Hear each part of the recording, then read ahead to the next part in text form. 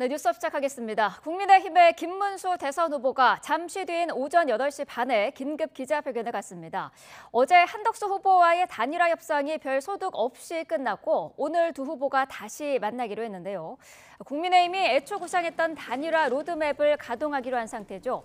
단일화와 관련된 입장을 밝힐지 주목됩니다. 자, 일단 김문수 후보 측에서는 어제 한덕수 후보와의 회동 그리고 당 상황에 대한 언급이 있을 것이다 정도로만 확인을 해주고 있는 상태입니다. 잠시 뒤 8시 반에 회견이 시작되는 대로 생중계로 전해드리겠습니다. 네, 전해드린 대로 어제 김문수, 한덕수 후보 단일화 문제를 놓고 회동을 진행했지만 합의에는 이르지 못했습니다. 일단 구체적인 약속은 잡지 않은 채 오늘 다시 협상을 이어가기로 했습니다. 박정영 기자입니다.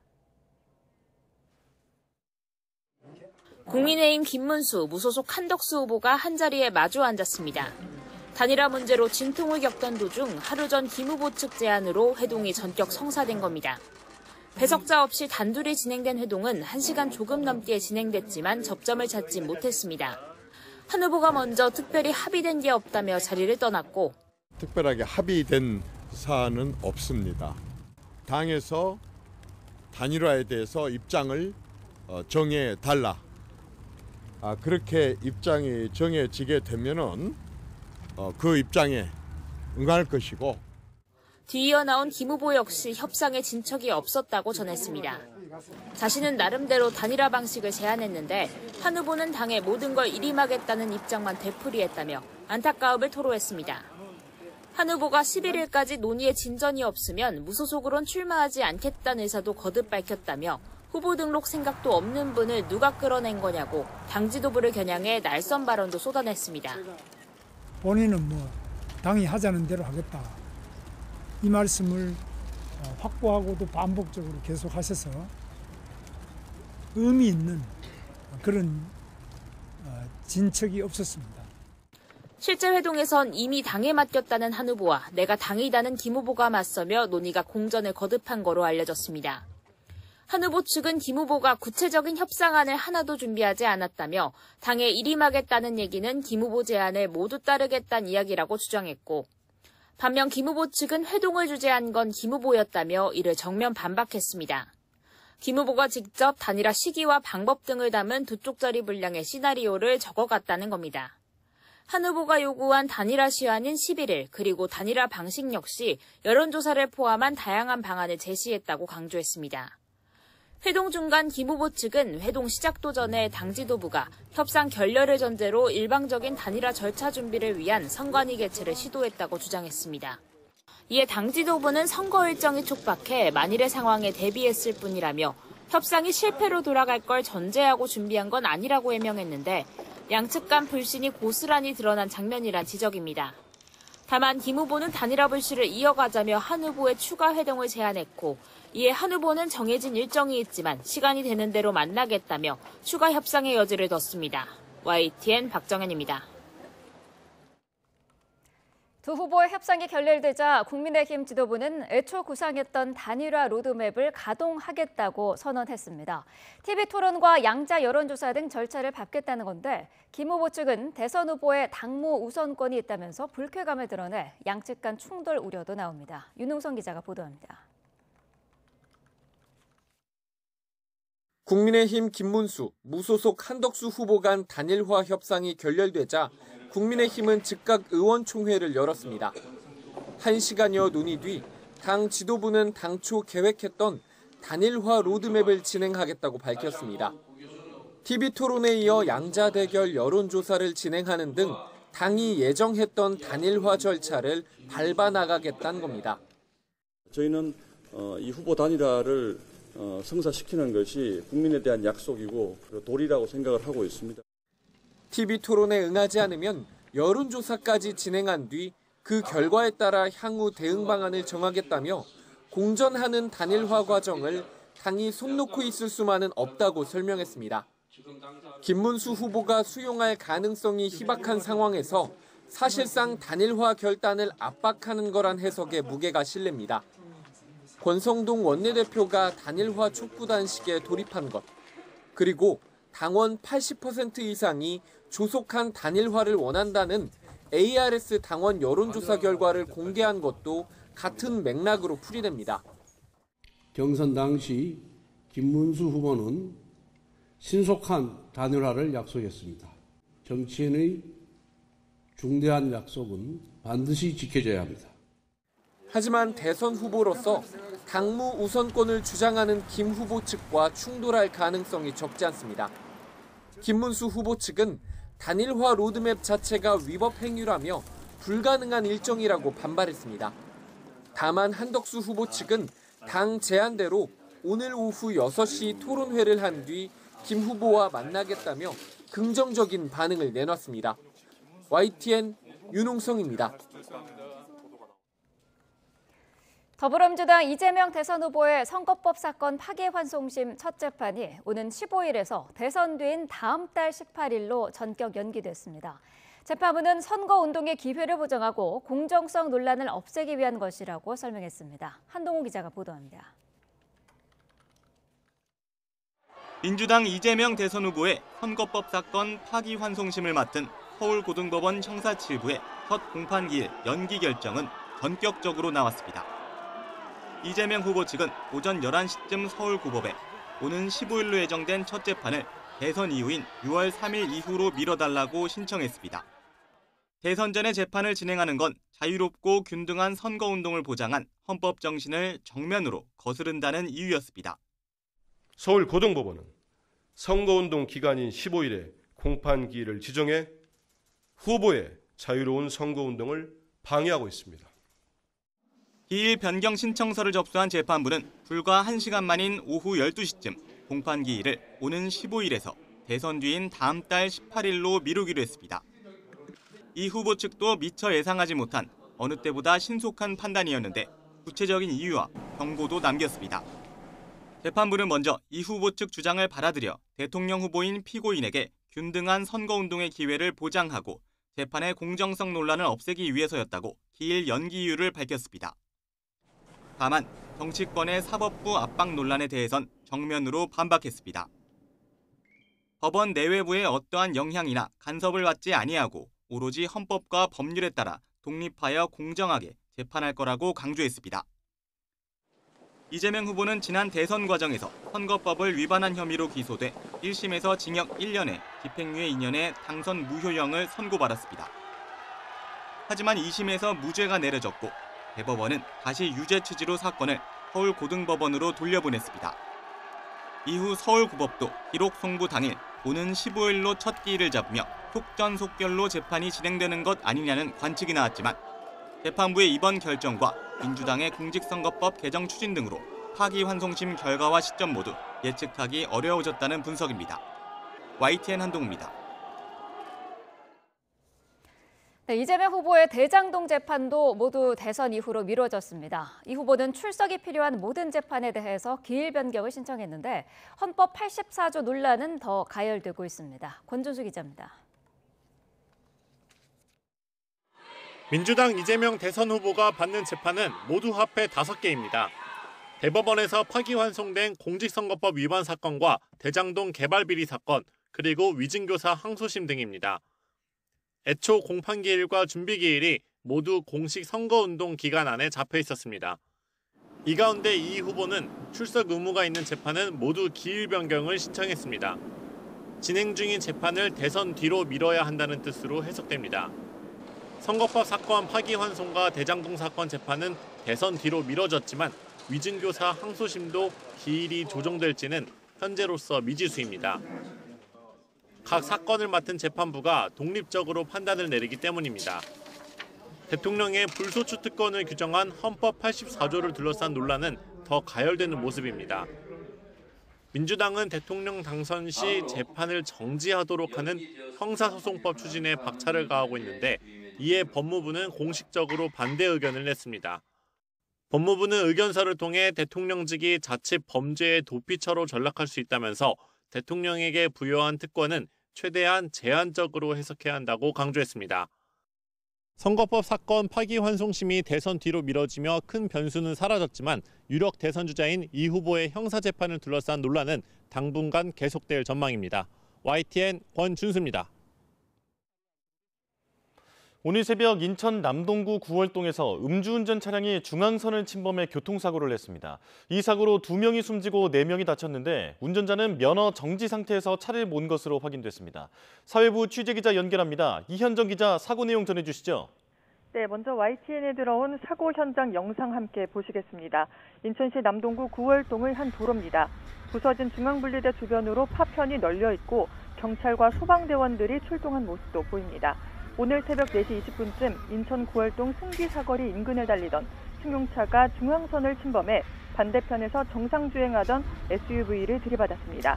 승용차에는 20대 남성 운전자 A씨와 20대 남성 B씨 등 5명이 탑승했고 SUV에는 60대 운전자 1명이 타고 있었던 것으로 확인됐습니다. 이 사고로 6명이 모두 다쳐 병원으로 옮겨졌는데 심정지 상태였던 B씨와 피해 차량 운전자는 끝내 숨졌습니다. 가해 차량 운전자는 술을 마셨다고 진술했다고요? 네, 승용차 운전자 A씨는 술을 마셨다고 진술한 것으로 확인됐습니다. 또 면허 정지 상태에서 차를 몬 것으로 파악돼 경찰이 구체적인 배경을 조사하고 있습니다. 다만 A씨는 현재 병원에서 치료를 받고 있어 음주 측정을 하지는 못한 상황입니다. 경찰은 A씨가 치료를 마치는 대로 체열을 통해 혈중 알코올 농도를 측정하고 마약 투약 여부도 조사할 계획이라고 밝혔습니다. 또 과속 여부나 구체적인 중앙선 침범 이유 등 자세한 사건 경위를 조사할 방침입니다. 지금까지 사회부에서 YTN 이현정입니다. 서울 서초경찰서는 어젯밤 10시쯤 서초구 반포동에서 술을 마신 채 운전하다 행인 3명을 친 혐의를 받는 남성 A씨를 붙잡아 조사하고 있습니다. A씨는 사고 직후 달아났다가 경찰에게 체포됐습니다. 차에 치인 행인들은 모두 생명에는 지장이 없는 것으로 전해졌습니다. 경찰은 정확한 사건 경위를 조사하고 있습니다. 서울중앙지방법원은 마약 투약 후 고급 외제 차량을 몰다가 교통사고를 내고 달아난 혐의를 받는 40대 남성 A씨에 대해 어제 구속영장을 발부했습니다. 재판부는 A씨가 도망할 염려가 있다며 영장 발부 사유를 설명했습니다. A씨는 지난 5일 새벽 6시 15분쯤 서울 중구 광희동 한 사거리에서 마약에 취해 자신의 롤스로이스 차량을 몰다가 차량 2대를 들이받고 200m가량 도주한 혐의를 받습니다. 태국에서 많이 유통되는 건망고 제품에 대마초를 숨겨 국내로 몰래 들여오려던 태국인 2명이 세관에 적발돼 구속됐습니다. 이들은 지난 2월 건망고 제품 포장지 안에 대마초 3.1kg을 진공 포장해 밀반입한 혐의를 받고 있습니다. 적발된 태국인들은 처음에는 제3자에게 운반을 부탁받았거나 한국에서 대마 소지가 불법인 줄 몰랐다며 범행을 부인하다가 세관 수사 끝에 뒤늦게 자백했습니다. 인천공항세관은 2022년 태국의 대마 합법화 정책 이후 태국발 대마초 밀수입이 증가하는 추세라며 주요 마약 출발 소비국 세관 당국과 정보 교환 체계를 구축해 국내 유입 차단에 나설 방침입니다. 서울 시내버스 노조가 오늘도 준법 운행을 이어가고 있지만 출근길 혼란은 크지 않을 것으로 예상됩니다. 이런 가운데 전국 버스 노조는 지역 대표자 회의를 열어 향후 투쟁 방향을 결정할 예정입니다. 취재기자 연결합니다. 김현아 기자, 지금도 버스 노조가 준법 운행을 이어가고 있습니까? 네, 서울 시내버스 노조는 연휴 동안 멈췄던 준법 운행을 어제 첫 차부터 다시 시작했습니다. 준법 운행은 승객이 완전히 자리에 앉은 뒤 출발하거나 급출발, 급제동을 하지 않는 등 도로 안전 규정을 지키면서 운행하는 걸 뜻합니다. 서울시는 혼잡에 대비해 출근 시간대 지하철 운행을 늘린 상황입니다. 어제 준법 운행에도 큰 혼란은 없었던 만큼 오늘 출근길 영향은 적을 것으로 보입니다. 노조 측은 협상 결과와는 상관없이 준법 운행을 계속 진행해서 안전한 교통문화를 만드는 게 목표라고 주장했습니다. 오늘 전국 대표자들이 모여서 투쟁 방향을 논의한다고요? 네, 오늘 오전 서울 양재동에서 전국 버스 노조 지역 대표자 회의가 예정돼 있습니다. 이 자리에서 파업 여부 등을 포함한 향후 투쟁 방향을 논의해 결정할 것으로 보입니다. 갈등이 이어지고 있지만 노사 협상은 여전히 난항을 겪고 있습니다. 노사 실무자선에서 접촉은 이뤄지고 있지만 여전히 교섭 재개 시점은 미정입니다. 노조는 정기 상여금을 통상 임금에 포함해야 한다면서 이와 별도로 임금 인상도 요구하고 있습니다. 하지만 버스 조합 측은 임금 구조 개편 없이는 사업 운영이 불가능하다며 맞서고 있습니다. 여기에 서울과 경기, 인천 등 버스 준공영제를 운영하는 10개 지방자치단체도 공동 대응 방안 논의에 나선 상황입니다. 지금까지 서울시청에서 YTN 김현아입니다. 미국 중앙은행인 연방준비제도가 트럼프 관세로 인한 경제 불확실성을 이유로 금리 동결을 결정했습니다. 연준 의장은 트럼프 대통령의 금리 인하 압박에 전혀 영향을 받지 않는다고 강조했습니다. 워싱턴 권준기 특파원입니다. Well, he should lower them, and at some point he will.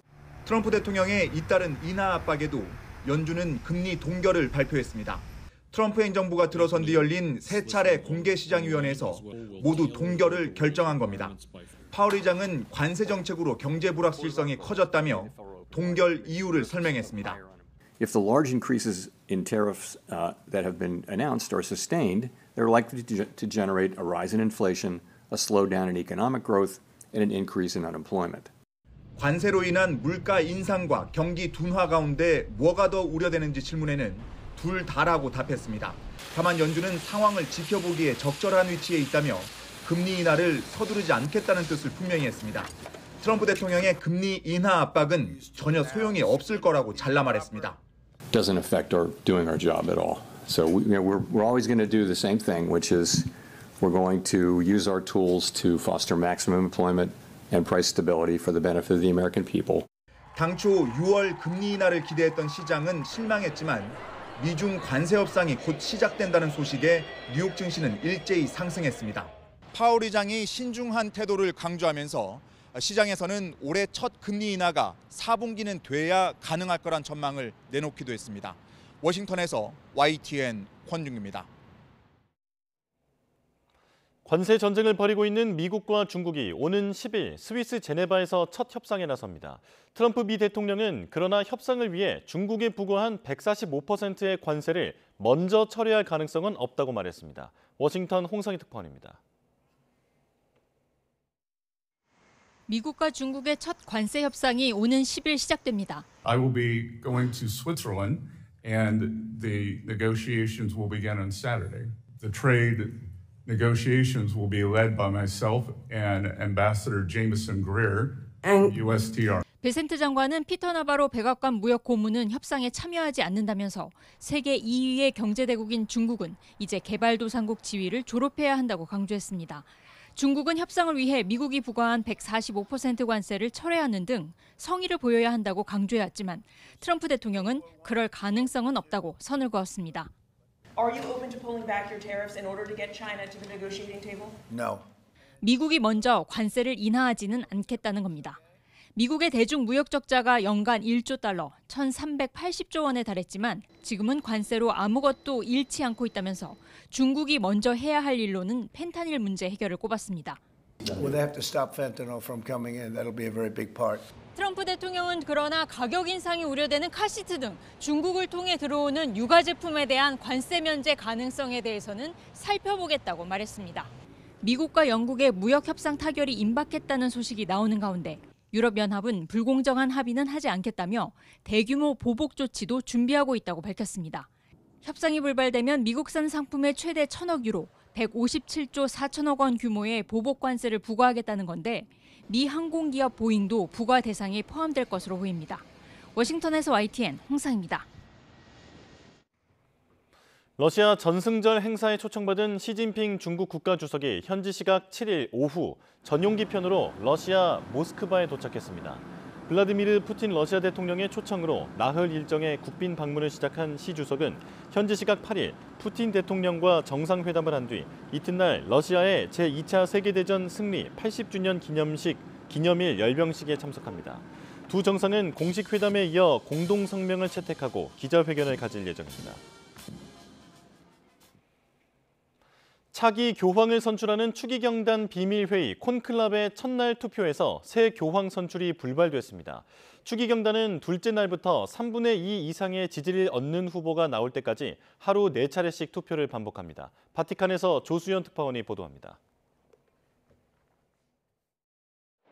바티칸 시스티나 성당의 굴뚝에서 검은 연기가 뿜어져 나옵니다. 콘클라베 첫날 투표 결과 새 교황 선출이 불발됐음을 알리는 겁니다.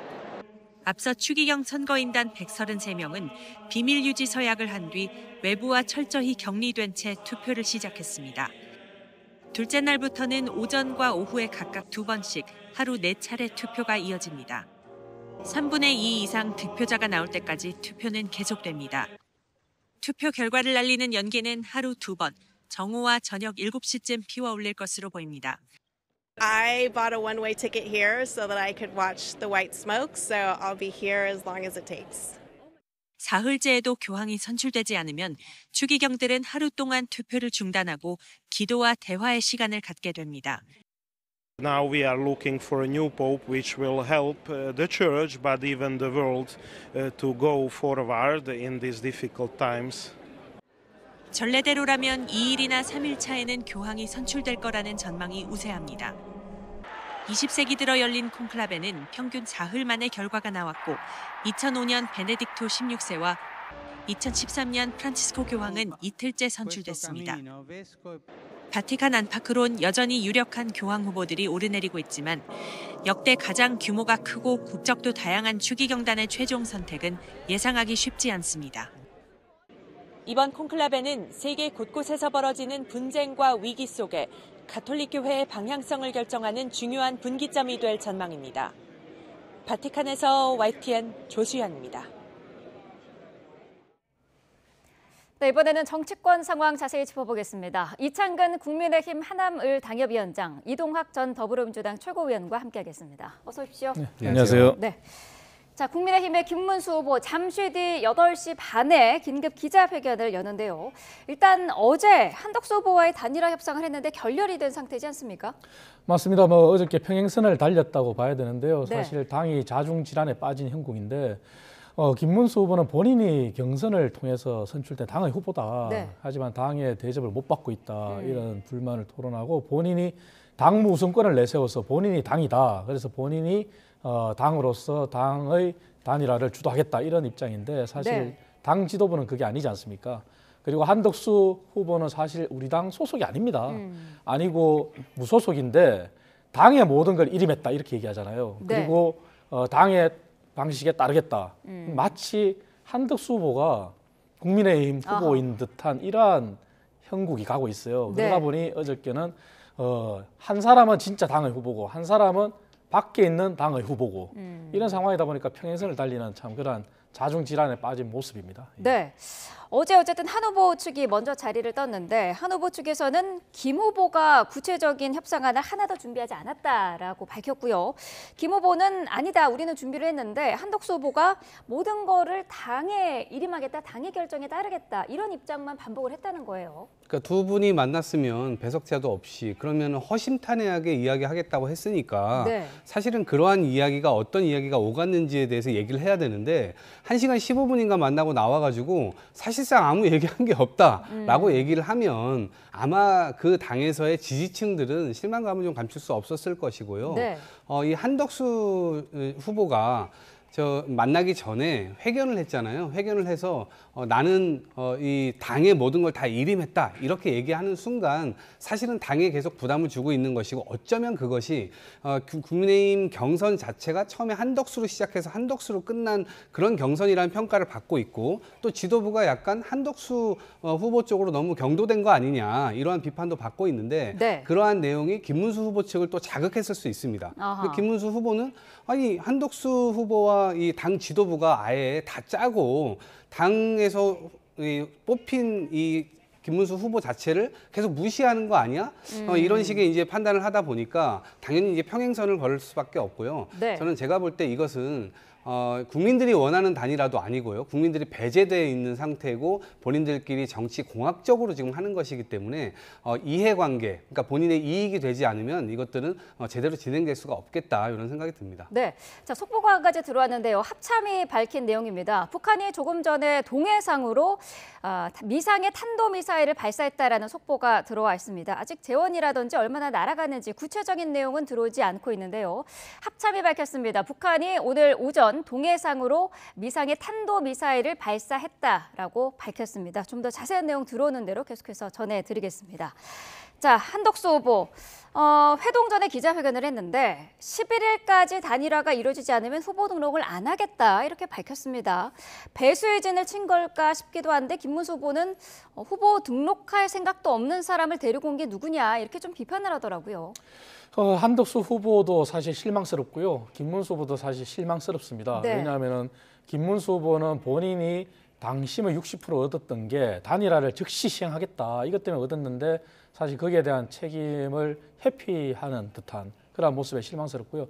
한덕수 후보는 본인이 개헌과 그리고 약자와의 동행 국민통합 그리고 경제대통령으로 의지를 내보이면서 출마했지 않습니까? 네. 하지만 본인 스스로가 단일화가 11일 전까지 안 되면 본인이 출마하지 않겠다. 이 얘기 자체가 사실은 민주당에서 그간에 제기한 그리고 김문수 후보 측에서 충분히 문제 제기할 수 있는 그런 일종의 모종의 짜여진 각본 이러한 듯한 인상을 주는 것 같아요. 네. 본인이 정말 정치를 바꾸고 개헌을 통해서 그러한 정치공학적인 플러스가 아니라 제대로 된 빅텐트를 하겠다는 의지가 있었으면은 그런 말씀하지 말았어야죠. 끝까지 나는 출마를 하고 강행을 하겠다. 그리고 단일화는 국민들 입장에서 봤을 때 필연이기 때문에 반드시 성사시키겠다 이렇게 가야 되는데 본인 스스로가 그러한 공격의 빌미를 제공한 거예요. 네. 그리고 김문수 후보는 충분히 이렇게 시나리오가 흘러가는 게 내가 당 후보인데 뭐지? 그리고 당이 이렇게 한덕수 후보의 뜻에 맞춰서 움직이는 게 뭐지? 이런 의심을 충분히 할 수 있죠. 그리고 과거부터 얘기를 한다면은 오세훈 서울시장이 불출마했을 당시에 친윤 의원들 주축으로 돼가지고 사실 연판장을 돌렸고 한덕수 당시 총리 대통령 권한 대행을 추대하는 움직임을 보였지 않습니까? 네. 그게 이제 퍼즐이 맞춰지는 게 되는 거예요. 그래서 왜 그러한 빌미를 제공하고 지금 국민들 눈에 비칠 때 국민의힘이 자중질환에 빠지면서 정말 정치공학이고 짜여진 각본대로 움직이는 듯한 그러한 기자회견을 자청했는지 참 알 수가 없지만 참으로 안타까운 일이 아닐 수 없습니다. 네. 한덕수 후보는 이 11일을 그 날짜 시한으로 제시한 것과 관련해서 정치공학은 국민에게는 참 혼란스럽다, 국민은 괴로운 일이다 이런 입장도 밝혔더라고요. 어떻게 보셨나요? 전 그것은 일방적인 표현 같습니다. 지금 국민이 완전히 배제되어 있죠. 국민들은 심판을 지금 하고 싶어해요. 네. 그런데 지금 보여주는 그 모습은 일말의 연민조차 지금 남겨지지 않고 있는 그런 모습이거든요.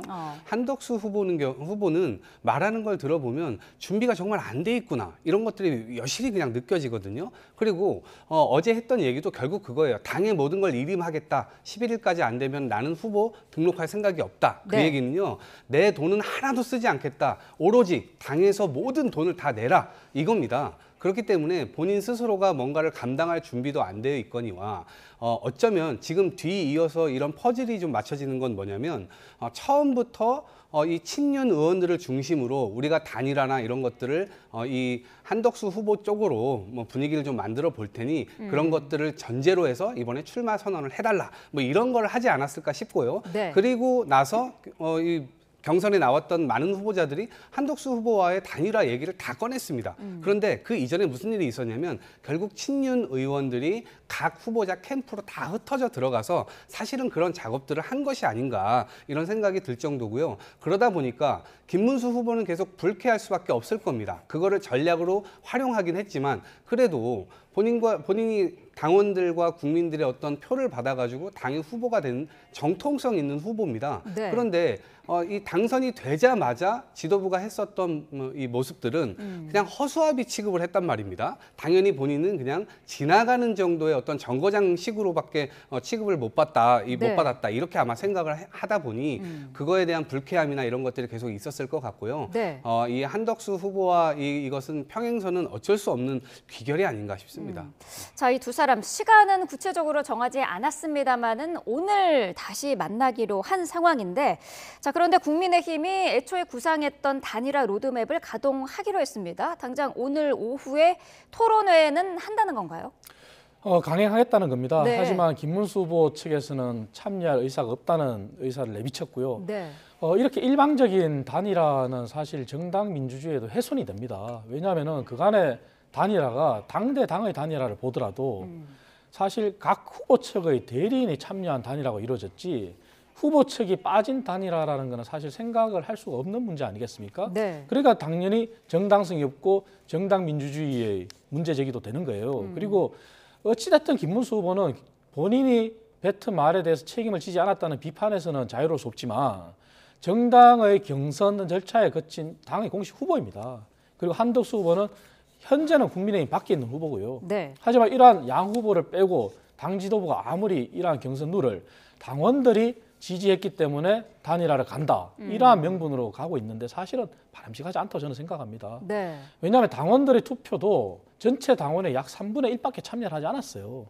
그 3분의 1이 참여했다는 것은 3분의 2는 침묵했다는 거거든요. 아하. 그러니까 그 3분의 2는 침묵을 했는데 단일화를 찬성하면서 침묵했는 건지 아니면 현재 당의 행태에 대해서 동의할 수 없어서 침묵했는지 알 수가 없거든요. 하지만 3분의 1이 참여한 여론조사를 가지고 전체의 약 82%가 동의했기 때문에 당이 일방적으로 로드맵을 가져간다? 사실 정당 민주에도 훼손되고요. 과연 이렇게 해서 단일화가 당의 지도부의 의도대로 친윤 의원들의 의도대로 성사된들 어떤 시너지가 나겠는지 그리고 과연 본선에서 어떤 경쟁력이 있는지 이러한 부분이 참 우려스럽지 않을 수가 없습니다. 네. 자, 김문수 후보가 반발하고 있는 것 중에 또 다른 하나가 어제 이 양자 회담이 시작되기 전에 이제 국민의힘이 단일화 로드맵 이거를 이제 정하고 논의를 했다는 그 부분이란 말이죠. 이 부분은 어떻게 보십니까? 네, 그러니까요. 처음부터 지금까지 계속해서 후보가 이게 뒤로 밀려나 있는 모양새예요. 후보 주도권이라는 건 전혀 없고요. 오히려 참여할 수 있는 뭐도 없어 보여요. 여지가 네. 없어 보여요. 그러다 보니까 일방적으로 허수아비 취급을 받고 있는 상태에서 김문수 후보는 불쾌할 수밖에 없고요. 오늘 이제 토론회를 통해서 뭔가 후보자 간의 토론회 그 이후에 바로 여론조사 돌린다고 하고 또 어제 발표됐던 게 뭐냐면 전국위원회 의장 명의로 전국위 소집을 했거든요. 근데 네. 전국이라는 건 뭐냐면 이번 주 이제 11일 날 오전에 지금 이게 통보를 해놨습니다. 그럼 여기에서는 후보 지명을 한다는 거예요. 네. 최종 후보 이 단일화에 따른 후보 이제 사실은 교체를 염두에 두고 지금 이걸 한 건데 김문수 후보 측에서는 이런 것에 대해서 아무런 동의하지도 않았고 이런 회의에 참여한 적도 없고 근데 당이 지금 일방적으로 다 인형 취급을 해가면서 지금 하고 있단 말이에요. 그러면 당의 이 지금 우선권이라든가 이런 부분들에 대해서 본인의 권리가 지금 침해받고 있거든요. 네. 어쩌면 몇 억을 들여가지고 경선 무대에 지금 참여를 해가지고 3번이나 경선에 참여하면서 지금 굉장히 어렵사리 후보가 된 입장에서는 당연히 이 부분에 대해서 화가 날 수밖에 없고 이거를 아마 후퇴하기도 굉장히 어려울 겁니다. 그래서 끝까지 이 부분에 대해서는 본인의 어떤 권리를 지키려고 할 것이고 네. 그러다 보니 지금 굉장히 무리하게 이것을 진행하고 있는 지도부로서도 굉장히 좀 난감할 겁니다. 그런데 우리가 한번 좀 뒤돌아보면 윤석열 정부 들어와서 여당이라고 하는 곳이 당대표를 3번이나 쫓아냈습니다. 그리고 이번에 지금 4번째 시도예요. 당대표가 뽑히는 과정은 당원들과 국민들에 의해서 뽑히잖아요. 그러한 정당성이 완전히 무시되는, 그러니까 공당에서는 일어날 수 없는 완전히 사당의 모습을 지금 보여주고 있는 것 아니냐라는 네. 측면에서 국민들 역시도 이 부분에 대해서는 야, 저 당은 정말 당으로서는 의미가 없다, 망했으면 좋겠다 이런 생각도 아마 하시지 않을까 싶습니다. 전국위원회 소집 부분과 관련해서 김문수 후보가 이거를 중단해달라 가처분 신청까지 됐더라고요. 맞습니다. 법원의 판단을 이제 또 기다려야 되는 그런 형국인데요. 네. 과연 가처분 신청이 들어간 상태에서도 당 지도부가 강행할지 그거는 지켜봐야 되지만 네. 그걸 그대로 강행한다면 그것 또한 많은 논란을 낳을 겁니다. 그리고 정당성에 대해서 의심을 할 수밖에 없고요. 방금 말씀하신 것처럼 사실 저희 당이 민주당을 비난할 때 이재명 후보가 대표 시절에 독재 정당 이렇게 비난했는데 사실 그 비판에서 저희도 자유로울 수 없습니다. 상대를 비난하고 공격하려면 저희가 올바르게 써야 되는데 사실 네. 저희가 올바르게 쓰지를 못한 것도 인정하고요. 하지만 그러한 가처분 신청이 들어간 상태에서도 불구하고 당 지도부가 토론회를 설사 안 하더라도 일방적으로 여론조사를 진행하고 전국위원회 그리고 전당대회를 거쳐서 후보를 만약에 바꿀 수도 있다 이렇게 하는 자체는 사실 정당 민주주의에 굉장히 위해되는 네. 그러한 행위가 아닐 수 없고요. 그리고 사실 지금 당 지도부가 마련했다는 룰도 우리 당의 경선 룰입니다. 한덕수 후보 입장에서 본다면 사실 당 밖에 있는 분이지 않습니까? 그렇다면 국민 여론조사가 맞겠죠. 그리고 김문수 후보가 오히려 역으로 본인이 당의 후보니까 당의 경선 룰을 주장해야 되는 그러한 게 이치에 맞겠죠. 하지만 네. 반대가 됐어요. 어저께 많은 여론조사가 발표된 걸 보더라도 전체 국민을 대상으로 했을 때는 두 후보가 1% 내외 차이밖에 나진 않아요. 하지만 국민의힘 지지층과 국민의힘 당원을 대상으로 한 여론조사에서는 더블 스코어 이상 차이가 나거든요. 그래서 이러한 모습을 보더라도 당 지도부가 왜 어느 특정 후보에 유리한 단일화 룰을 고집할까? 네. 그렇기 때문에 김문수 후보는 당연히 반발하고 가처분 신청뿐만 아니라 더 나아가서 오늘 기자회견에 어떤 내용이 나올지 모르겠지만 당이 밀어붙이는 로드맵에 대해서도 아마 충분한 문제 제기를 할 것 같아요. 예. 네. 자, 단일화 협상에 계속 진척이 없고 당과 후보의 갈등이 계속되면 당의 입장에서는 대선 후보 교체 카드도 꺼내들 가능성이 있다고 보시나요? 사실은 지금 저희 당은 당규가 지금 당헌의 조항을 특별한 사유를 들고 있는데요. 네. 사실은 그걸 정확히 해석을 하면 물론 법원의 판단도 받아야 되겠지만 네. 제가 해석할 때는 특별한 사유가 존재할 때 선거관리위원회에서 심의해서 경선 관련 룰을 정하겠다는 거거든요. 네. 하지만 그거는 엄연히 당내에 해당되는 사항이에요. 네. 하지만 누차 말씀드리지만 한덕수 후보는 현재 우리 당 소속이 아닙니다. 그런데 한덕수 후보가 우리 당 소속이 아니기 때문에 그 룰을 당 밖에 있는 사람까지 적용한다? 그것도 당원들의 선뜻 납득하기 힘들 것 같아요. 그리고 이미 우리 당은 경선이 끝이 났습니다. 네. 끝이 났고 그 경선에 의해서 김문수 후보가 당선이 된 것도 맞고요. 그런데 그러한 당헌의 룰을 당 밖에 있는 사람과 당 후보로 선출된 사람한테 적용을 한다? 사실 법원의 판단을 받아봐야 되겠죠. 그래서 이치에 맞지 않고 그리고 김문수 후보가 끝까지 버틴다면 강제로 후보를 교체할 그러한 당헌 당규의 조항이 없어요. 그렇기 때문에 당이 자중지단에 이란 빠지기보다는 단일화라고 하는 것은 정상적이어야 되고 정당 민주주의를 회복한 상태에서 해야 됩니다. 네. 그 얘기는 김문수 후보가 주장한 대로 후보가 참여한 단일화 그리고 한덕수 후보 측에 참여한 단일화 이렇게 가야지 맞는 거고 당이 양측을 빼고 일방적으로 가는 단일화는 특정 후보를 위한 단일화라는 것을 비난을 면하기 힘들어요. 그래서 네. 지금이라도 당이 제대로 정당 민주주의를 회복하는 차원에서 갔으면 좋겠고 김문수 후보도 본인이 경선에서 당선은 됐지만 왜 당원들이 그런 표를 줬는지를 다시 한번 되새겨보면서 네. 본인이 뱉은 말에 대한 책임도 다하는 그런 자세를 저는 보이길 바랍니다. 네.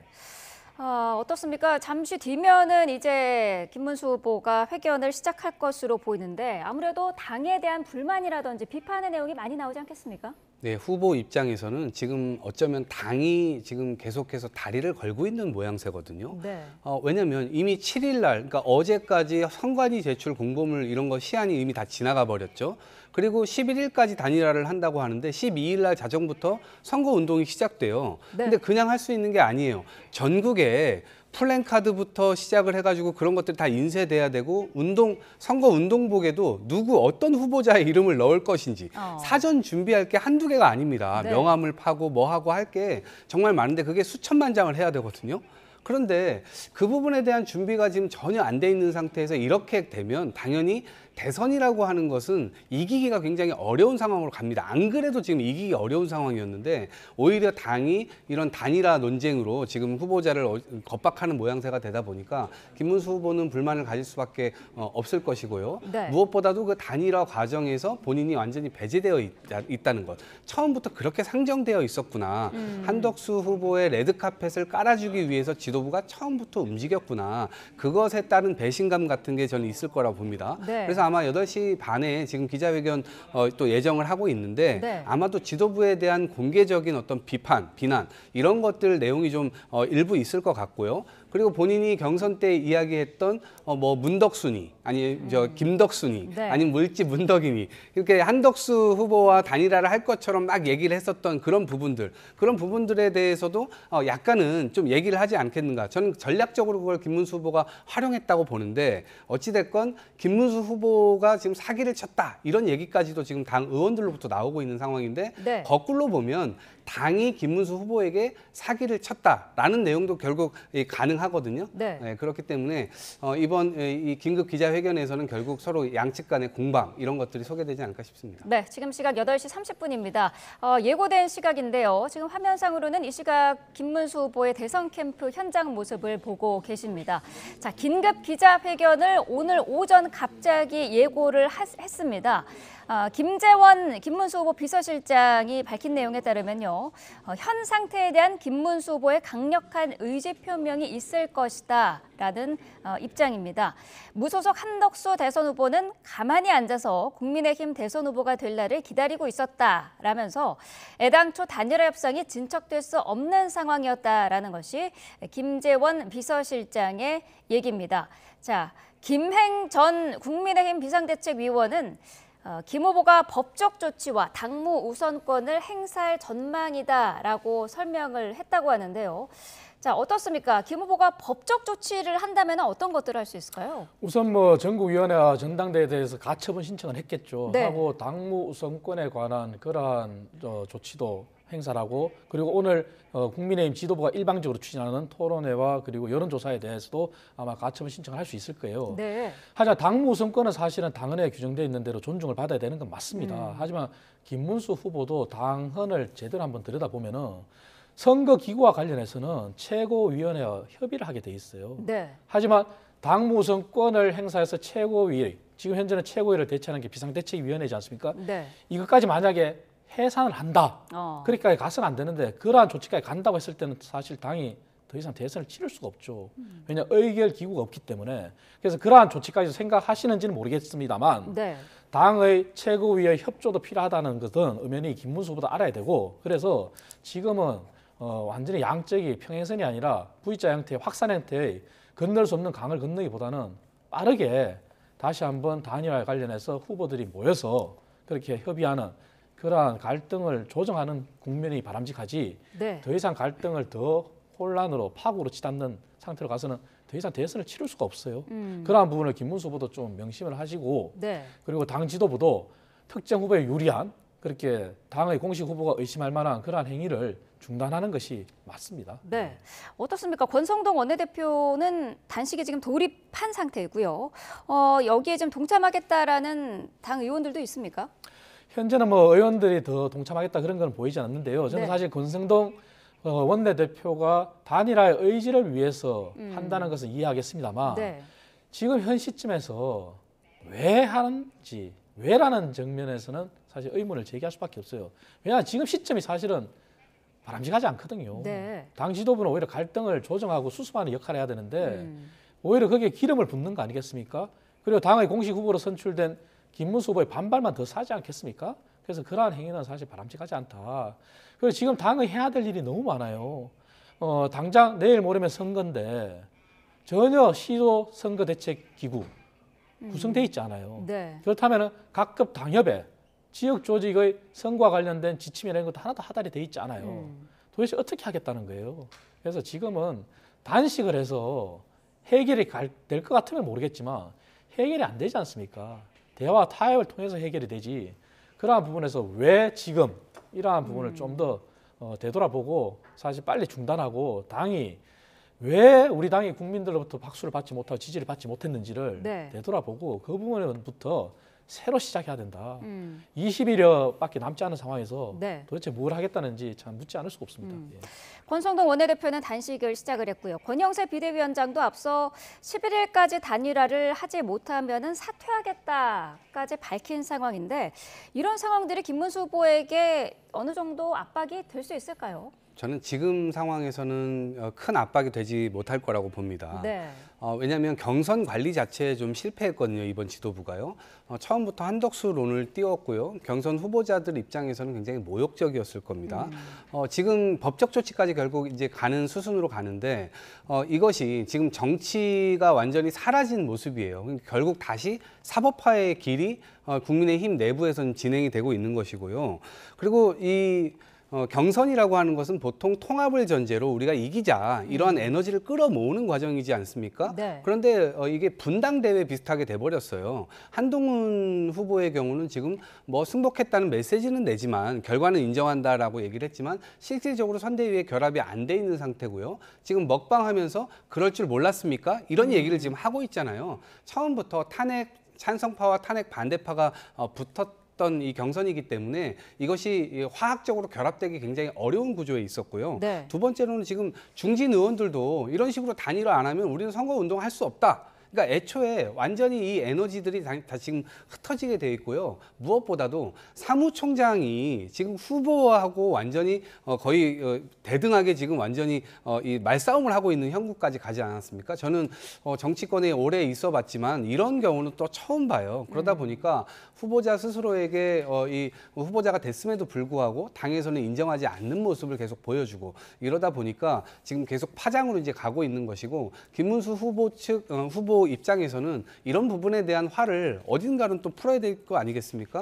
근데 지금 지도부가 이 부분을 해결하기에는 정말 네. 난망한 상황처럼 보이고요. 지도부 뒤에 저는 윤석열 전 대통령과 함께 이 친윤들이 결국 이런 판을 망가지는 판을 짠 것이 아닌가 아마 스스로들이 좀 돌아봐야 되지 않나 이렇게 생각합니다. 네, 어제 김문수 후보는 한덕수 후보와 만나기 전에 경쟁자들을 만났더라고요. 뭐 나경원 의원도 만났고 안철수 의원도 만났는데 일단 안철수 의원은 단일화 방식과 관련한 지금 당 지도부의 지금 일련의 이런 상황들에 대한 비판적인 입장을 언급을 했고 만나진 않았습니다만 한동훈 전 대표는 이렇게 될 줄 몰랐냐 이런 내용도 언급을 했었습니다. 이런 부분은 어떻게 보십니까? 사실 한동훈 전 대표 같은 경우 그런 발언을 하는 것은 사실 바람직하지 않다고 생각합니다. 네. 본인이 당의 대표를 지냈고 그렇다면 어떻게 하면 이 갈등을 수습하는데 힘을 보탤까 하는 그런 생각을 하시는 게 바람직하다고 저는 생각하고요. 그리고 안철수 후보나 홍준표 후보 같은 경우 사실 당의 지도부 형태에 대해서 강하게 비판을 했죠. 네. 그 비판은 참 합리적이고 수긍할 만합니다. 왜냐하면 당 지도부가 이런 상황을 압박을 하고 후보를 존중하지 않으면서 조기에 끌고 온 것도 사실이거든요. 물론 그러한 단일화에 대해서 김문수 후보의 책임도 없다고 하지는 않습니다. 하지만 이러한 부분이 온 데 대해서는 사실 경선에 참여한 후보들 입장에서는 허탈하겠죠. 네. 그러니까 오죽하면 홍준표 후보가 그럼 경선 참여금에 대해서 반환해달라 이런 얘기 하지 않습니까? 네. 그럼 경선을 왜 했냐 이거죠. 이럴 바에는 차라리 경선을 하지 말고 추대를 하지. 그래서 그러한 비판도 사실 당연하고 그래서 지금은 김문수 후보가 각 경선에 참여한 후보들을 만난 것도 이해가 되고 그리고 각 경선에 참여한 후보들의 입장도 이해가 되고 하지만 현재는 지금 이 상태가 지속되는 한 당이 좋을 건 없다. 네. 그리고 이렇게 지속되는 것은 오히려 정말 일각에서 의심하는 대권 승리는 관심이 없고 정말 대선 이후에 벌어질 당권 투쟁에 벌써 몰입하는 거 아니냐. 네. 이런 비난이 올 수밖에 없거든요. 정말 그런 건 아닌지 정말 되돌아봐야 됩니다. 그리고 설사 만약에 정말 그러한 의도로 이런 행태를 했다면 정말 국민들부터 박수 받을 수가 없죠. 네. 그렇다면 정말 그러한 행위를 자처한 사람들은 저는 단언컨대 정계 은퇴까지 정말 생각해야 된다 저는 생각합니다. 그래서 네. 정말 그런 의도가 아니기를 저는 간절히 한번 소망해 봅니다. 네. 경선을 거쳤습니다만은 지금 당 지도부에서는 경선에서 뭐 국민 여론조사도 50%지만 당원 이 50%는 단일화를 염두에 둔 지지율이다 이런 입장이거든요. 여기에 대해서는 어떻게 설명을 해야 될까요? 맞습니다. 그렇기 때문에 당원의 경선 결과가 6대4, 네. 김문수 후보 측에 약 60%, 한동훈 후보 측에 40% 같지 않습니까? 그리고 일반 국민 여론조사라고 하지만 그 국민 여론조사도 사실은 무당층 또는 국민의힘 지지층이에요. 네. 역선택을 방지한 조항이 들어갔습니다. 그렇기 때문에 약 3% 차로 한동훈 후보가 석패를 했죠. 그 얘기는 단일화에 대한 염원이 들어가 있는 건 사실 맞아요. 맞지만 그래서 김문수 후보가 비판을 받는 것도 그 지점이거든요. 네. 왜냐하면 본인이 단일화에 대해서 적극 앞장서겠다고 했거든요. 네. 하지만 후보가 되고 나서 태도가 바뀌었단 말이죠. 그래서 그 비판에 대해서는 김문수 후보도 자유로울 수 없습니다. 그것은 분명한 사실이에요. 하지만 그럼에도 불구하고 당의 후보를 또 존중하지 않는 이러한 부분도 사실은 비판을 받아야 되거든요. 네. 그리고 누차 말씀드리지만 단일화라고 하는 것은 역대 민주당이나 국민의힘이나 수많은 단일화가 있었지만 당사자가 빠진 단일화는 없었어요. 네. 거기에 대해서 아마 김문수 후보가 가장 큰 반발하는 것이고 그리고 그게 사실이라면 정말 김문수 후보 측의 입장도 이해되지만 후보 선출된 당일날 단일화 얘기를 꺼냈다는 거 아니겠습니까? 네. 그런 부분이 아마 후보로서는 존중받지 못했다, 모욕감을 느꼈다 뭐 이런 지점도 이해가 되지만 그래도 김문수 후보도 그러한 당원들의 투표, 단일화를 위한 당원들의 열망, 거기에 대한 책임에 대해서는 자유로울 수 없다. 그런 말씀을 저는 드리겠습니다. 네. 자, 김문수 후보, 한동훈 후보의 마지막 토론에서 후보직을 양보하려면은 명분이 있어야 하지 않겠느냐 이런 이야기를 했던 게 이제 와서 떠오르는데 그때 얘기했던 그 명분이란 거는 뭐였을까요? 명분은 결국 국민들의 선택인 거죠. 그러니까 본인들이 생각할 때 지지층이라든가 이런 데에서 결국 이 압박을 하면 후보로서는 그걸 받아들일 수밖에 없다. 이제 네. 그런 건데 김문수 후보의 경우는 약간 지도부가 저는 이 부분을 잘못 만졌다고 생각합니다. 지도부가 이 당선된 지 지금 3시간 만에 찾아가가지고 바로 단일화 얘기 꺼내고 그리고 보통은 후보가 선출이 되면 의원총회를 열어가지고 거기서 옹립하는 확실한 박수를 쳐줍니다. 네. 그런데 그 다음 날 바로 이 의총이 열렸는데 국회의원들이 전부 모여가지고 단일화해야 된다. 그런 걸로 하지 않았습니까? 말은 단일화지만 사실상 한덕수 레드카펫 깔아줘야 된다. 김문수 당신은 이 제물로 당신을 제물 삼아서 결국에는 한덕수로 우리가 가야 된다. 네. 한덕수 옹립식이었단 말입니다. 그러다 보니까 아니 보통은 후보자가 싫다고 하면 이 단일화는 불가능한 겁니다. 후보자가 본인이 이기기 위해서 절박한 마음에 우리 지지층들의 마음을 얻어서 결국에는 승리하기 위해서 이 마음을 모으는 과정인 것인데 네. 처음부터 후보자는 여기서 배제돼 있었기 때문에 그 지점에 대해서는 김문수 후보 역시도 할 말이 있는 겁니다. 네.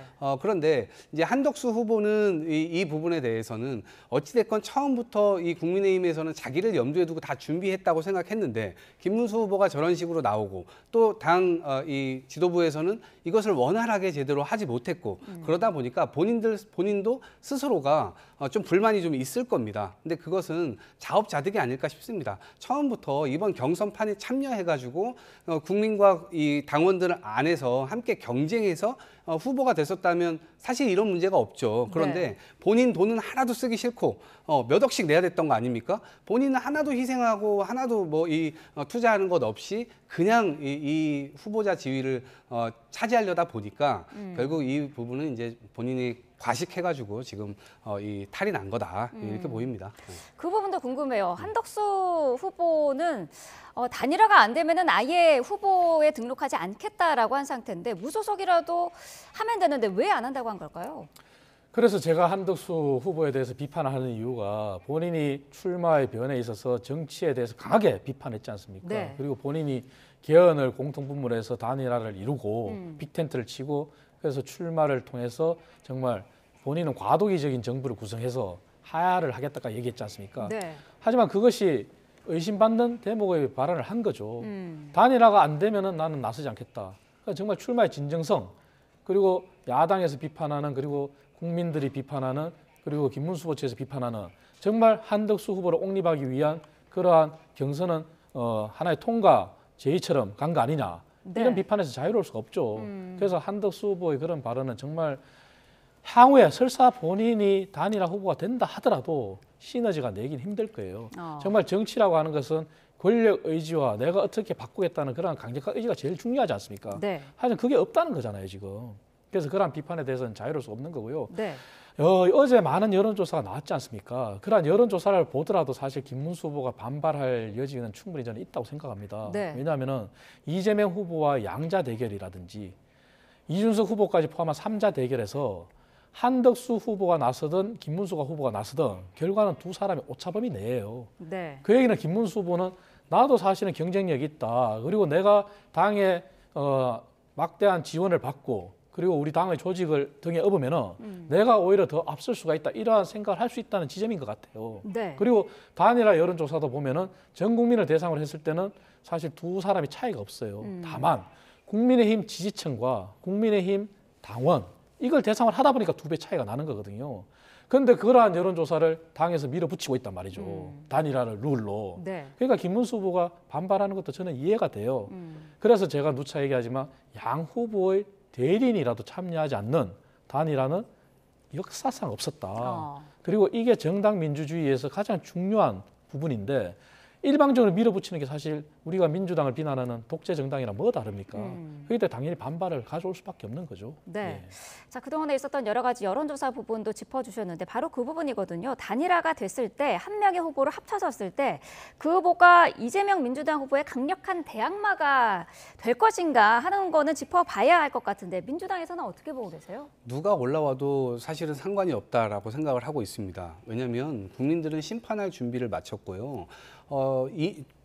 어제 이제 한덕수 총리가 그 얘기를 했잖아요. 자기가 공무원 생활을 지금 4, 50년 정도를 했는데 정치가 중요하다는 생각을 지난 3년 동안 너무 절실하게 했다.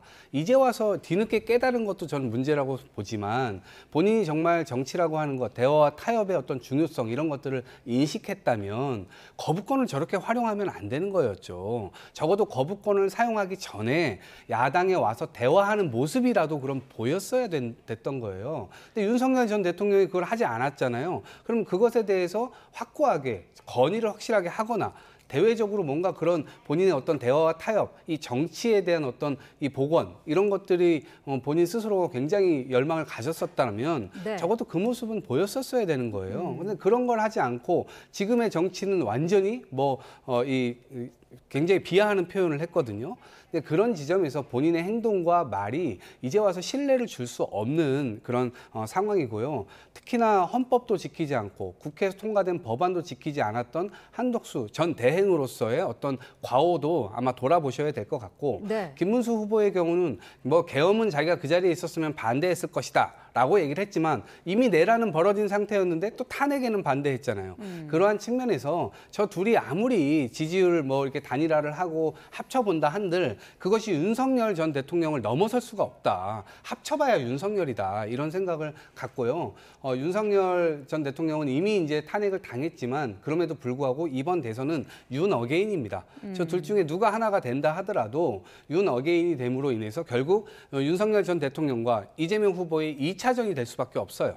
그런 차원에서 보면 이미 민주주의 국가를 독재 국가로 만들려고 했고 네. 민주와 자유를 완전히 말살시키려고 했었던 국민의힘 그것을 옹호했었던 정당이기 때문에 결국에는 국민들 앞에 심판받는 길밖에 없다. 누가 되든지 지금 저런 모습도 굉장히 비호감을 쌓아가고 있는 거거든요. 사람들에게 관심을 불러일으키니까 뭔가 흥행한 거 아니냐. 근데요, 축구에서요, 골 많이 나오면 흥행되죠. 근데 그게 자살골이라는 게 문제입니다. 네. 그게 문제예요. 네. 자, 지금 후보 측에서 공지한 시각은 오전 8시 30분인데요. 지금 시각은 47분입니다. 지금 계속해서 기자회견, 긴급 기자회견이 늦어지고 있는 상황입니다. 현장의 모습을 계속 보여드리고 있습니다. 자, 국민의힘에서 지금 결정한 거는 오늘 저녁 6시죠. TV 토론을 먼저 하겠다라고 지금 강력하게 밀어붙이고 있는데 만약에 김 후보가 여기에 응하지 않으면 어떻게 되는 건가요? 당의 입장은 그렇습니다. 응하지 않더라도 여론조사는 진행한다는 거거든요. 네. 사실 후보로서는 받아들이기가 힘들죠. TV 토론이 이제 그것도 유튜브 토론이에요. 네. 근데 그거를 통해서 토론을 통해서 무엇을 알리겠습니까? 준비가 되지 않은 상황에서. 그리고 토론이 없는데도 여론조사를 강행한다? 사실 당의 후보에서는 받아들이기가 힘들죠. 그리고 그 토론의 방식이나 그리고 여론조사의 방식도 김문수 후보는 전혀 의견을 낸 게 없어요. 네. 그 자체도 동의하기 힘들겠죠. 그래서 그러한 부분들이 아마 김문수 후보가 반발하는 이유일 거고요. 하지만 한덕수 후보는 당의 모든 걸 일임했다고는 하지만 사실 그 룰이 한덕수 후보한테 유리하게 돌아가는 것은 사실이지 않습니까? 네. 그렇기 때문에 한덕수 후보는 침묵하는 것이고요. 그래서 이러한 룰 자체도 과연 우리 당 내에도 수많은 당원들이 있고 그다음에 국회의원이 있고 원외당협위원장들이 있지만 과연 당내 구성원 전체가 동의할 수 있을까? 분명히 정당 민주주의에 대해서 문제 제기하는 사람들이 많을 거예요. 네. 그리고 이러한 모습을 보면서 과거 친윤들이 윤핵관을 중심으로 한 친윤들이 당의 대표를 쫓아내고 했는 모습들을 또 상기하지 않을까. 이러한 부분들은 사실 마이너스거든요. 그래서 왜 이러한 자충수를 강행하는지 정말 저는 이해하기 힘듭니다만 하루속히 김문수 후보가 기자회견 때 어떤 얘기를 할지 모르겠지만 네. 오늘이라도 또 김문수 후보와 한덕수 후보가 만난다고 하지 않습니까? 그렇다면 당 지도부도 양 후보의 의사를 존중해서 그러한 해법을 찾는 데 더 골몰하고 그렇게 가야지 이것이 마치 권력 투쟁으로 비치는 한 아마 우리 당이 국민들로부터 영원히 지지를 받기는 힘들 것이다. 저는 그렇게 우려를 표하고 있습니다. 예. 네. 한덕수 후보와 국민의힘 당 자체적으로 지금 밀어붙이고 있는 단일화의 시한은 오는 11일까지고요. 김문수 후보 같은 경우에는 투표용지가 인쇄되기 전인 25일까지를 지금 생각하고 있는 것 같은데 11일과 25일 어떤 차이가 있는 건가요? 우선 11일의 경우는 이제 12일부터 선거 운동이 시작됩니다. 그러니까 투표 용지에는 적어도 들어갈 수 있다. 이제 그리고 어쨌든 선거 운동 기간 23일이거든요. 대선은 그 23일을 충분히 활용할 수 있다. 이제 이런 게 있고요. 네. 25일까지 투표 용지는 만약에 한덕수 후보는 그러면 당 간판을 달고 뛸 수가 없게 됩니다. 그러니까 입당하지 않는 한 본인이 국민의힘 후보가 될 수가 없는 거예요. 그럼 무소속으로 등록을 해야 되거든요. 네. 근데 어제 말씀하셨잖아요. 자기는 11일까지 단일화가 되지 않으면 등록하지 않겠다. 이렇게 얘기를 했기 때문에 그것은 아마 본인이 무소속 후보로 뛰면 본인 돈을 내야 되거든요. 네. 그리고 대선 후보가 30억까지 모금을 할 수가 있습니다. 근데 지금 우리가 통상적으로 보면 거대 양당의 경우는 거의 400억, 500억씩 쓰거든요. 그렇기 때문에 그 부분은 네, 잠시만요. 굉장히 어려울 겁니다. 네. 자, 현장 목소리 잠시 좀 들어보도록 하겠습니다. 이고요. 지금 현재 당 지도부가 하고 있는 행위는 당헌 당규를 아주 심각하게 위반하고 있는 것을 넘어서 불법적인 그리고 형사처벌의 대상이 되는 그런 지경에 이르렀습니다. 저희들이 보기에는 매수 및 이해 유도죄 공선법 제230조에 해당한다고 그렇게 보고 있습니다. 그 이해 유도죄에 이제 나오시네. 예.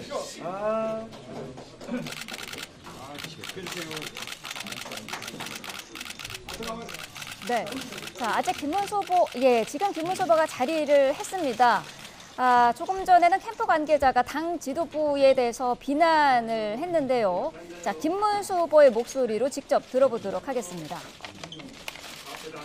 기자 여러분들 오늘 이렇게 많이 오셔서 감사드립니다.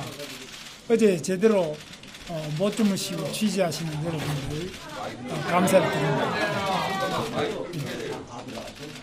마이크 안 들립니까? 네. 잘 들립니까? 안 들려요? 안녕하십니까? 국민의힘 대통령 후보 김문수입니다. 5월 3일 전당대회 이후 저는 한시도 마음 편한 시간이 없었습니다. 승리의 기쁨도 잠시. 제가 직면한 것은 대통령 후보로 당선된 저 김문수를 끌어내리려는 당 지도부의 작업이었고 그 결정적 사실은 어젯밤 늦게 확인되었습니다. 저는 민주주의를 위해 평생 싸워왔습니다. 정당 민주주의는 우리 헌법에서 가장 중요한 민주주의 아닙니까? 그런데 우리 앞에서 진행되고 있는 이 안타까운 사태는 민주주의가 아니지 않습니까? 국민의힘 지도부에 묻고 싶습니다. 본선 후보 등록도 하지 않겠다는 무소속 후보를 위해 저 김문수를 끌어내리려는 이유가 무엇입니까? 한덕수 후보께 묻고 싶습니다. 이런 시나리오를 사전에 알고 계셨습니까? 그래서 우리 당의 치열한 경선이 열리고 있을 때 대행직을 사임하고 무소속 후보로 등록한 것입니까? 국민의힘 지도부는 사전에 계획한 듯 후보 등록도 하지 않겠다는 무소속 후보를 위한 선거대책위원회를 꾸리고 있었습니다. 경선 후보들은 모두 들러리였습니까?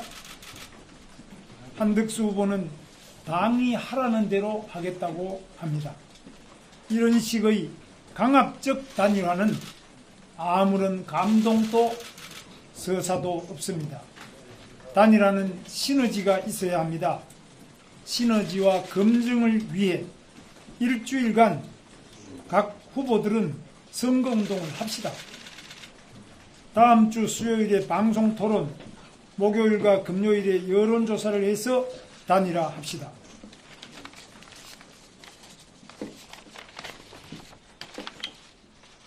지금 이대로 가다가는 공멸의 길입니다. 단일화를 해봤자 국민들의 지지를 얻지도 못합니다. 저 김문수는 당 지도부에 요구합니다.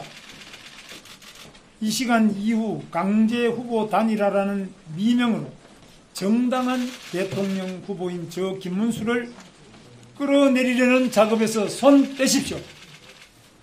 저는 어떤 불의에도 굴복하지 않습니다. 지금 진행되는 강제 단일화는 강제적 후보 교체이자 저 김문수를 끌어내리려는 작업이기 때문에 법적 분쟁으로 갈 수 있습니다. 즉시 중단하십시오. 국민의힘 대통령 후보 자격으로 당헌 제74조의 당무 우선권을 발동합니다. 현 시점부터 당 지도부의 강압적 단일화 요구를 중단하십시오. 그리고 이재명의 민주당과 싸움의 전선으로 나갑시다. 저는 후보의 동의를 받지 않고 당이 일방적으로 정한 토론회는 불참하겠습니다. 이것은 불법이기 때문입니다. 그리고 응분의 조치를 취하겠습니다. 그러나 저 김문수는 이 시간 이후에도 한덕수 후보와 나라를 구하기 위한 합의를 도출하기 위한 진지한 노력을 계속할 것입니다. 당원 동지 여러분, 그리고 국민 여러분, 지켜봐 주십시오. 저는 정말 부끄럽습니다. 이 나라를 살아갈 미래 세대를 위해서라도 대통령 선거에서 반드시 승리하겠습니다. 할 수 있는 모든 방법을 강구해서 이 반민주적이고 강압적인 폭거를 막아내겠습니다. 저 김문수 정정당당한 대통령 후보입니다. 싸울 줄 아는 후보입니다. 반드시 승리하겠습니다.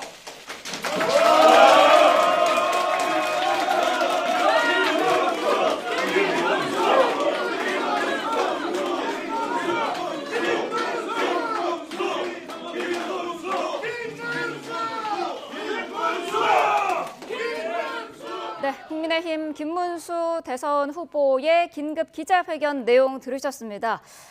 예상했던 대로 당 지도부에 대한 비판의 목소리를 냈습니다. 후보를 끌어내리는 당 지도부의 작업이 있었다는 것을 어젯밤에 알게 됐다, 이렇게 언급을 했고요.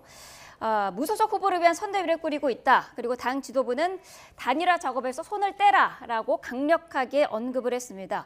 자, 어떻습니까? 지금 얘기한 것 중에서 한 가지 주목할 부분이 일주일간 선거운동을 하고 지금 오늘부터로 예정돼 있던 토론과 여론조사를 다음 주 금요일까지 하자라고 제안을 했거든요.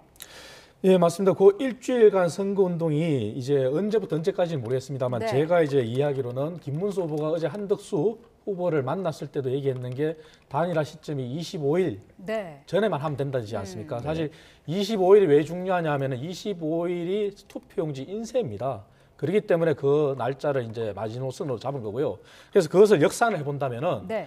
일주일간 선거운동을 하고 그 이후에 방송 토론이나 토론을 거치고 여론조사를 통해서 결정하자 한다면 사실 김문수 후보는 시간을 벌 수가 있고 본인이 이때까지 제시한 날짜하고도 맞아 떨어집니다. 네. 그 일주일이 만약에 오늘은 어차피 목요일이고 설사 내일부터 시작한다고 하더라도 공식 후보 등록이 된 다음에도 사실 한 4일간 선거운동을 할 수 있는 시간이 있습니다. 네. 그렇다면 그 기간 중에 본인은 최대한 당의 그런 조직력이나 이러한 지원을 등기했고 당 후보로서 선보이면은 본인의 지지율이 올라갈 것이라는 생각을 할 거고요. 네. 그리고 그 이후에 토론이나 여론조사를 해도 25일 전에 충분히 맞출 수 있다는 그런 계산이겠죠. 하지만 이 부분을 과연 한덕수 후보가 받아들일 수 있을지, 네. 그리고 한덕수 후보는 당 지도부에 일임을 하겠다 그랬고 당 지도부는 어제 일방적인 단일화를 발표를 했어요. 네. 그것이 11일 후보 등록 전까지고 그래서 오늘 토론회가 없더라도 여론조사를 강행하겠다는 거거든요. 네. 사실 이 부분은 김문수 후보가 오늘 기자회견에도 얘기했지만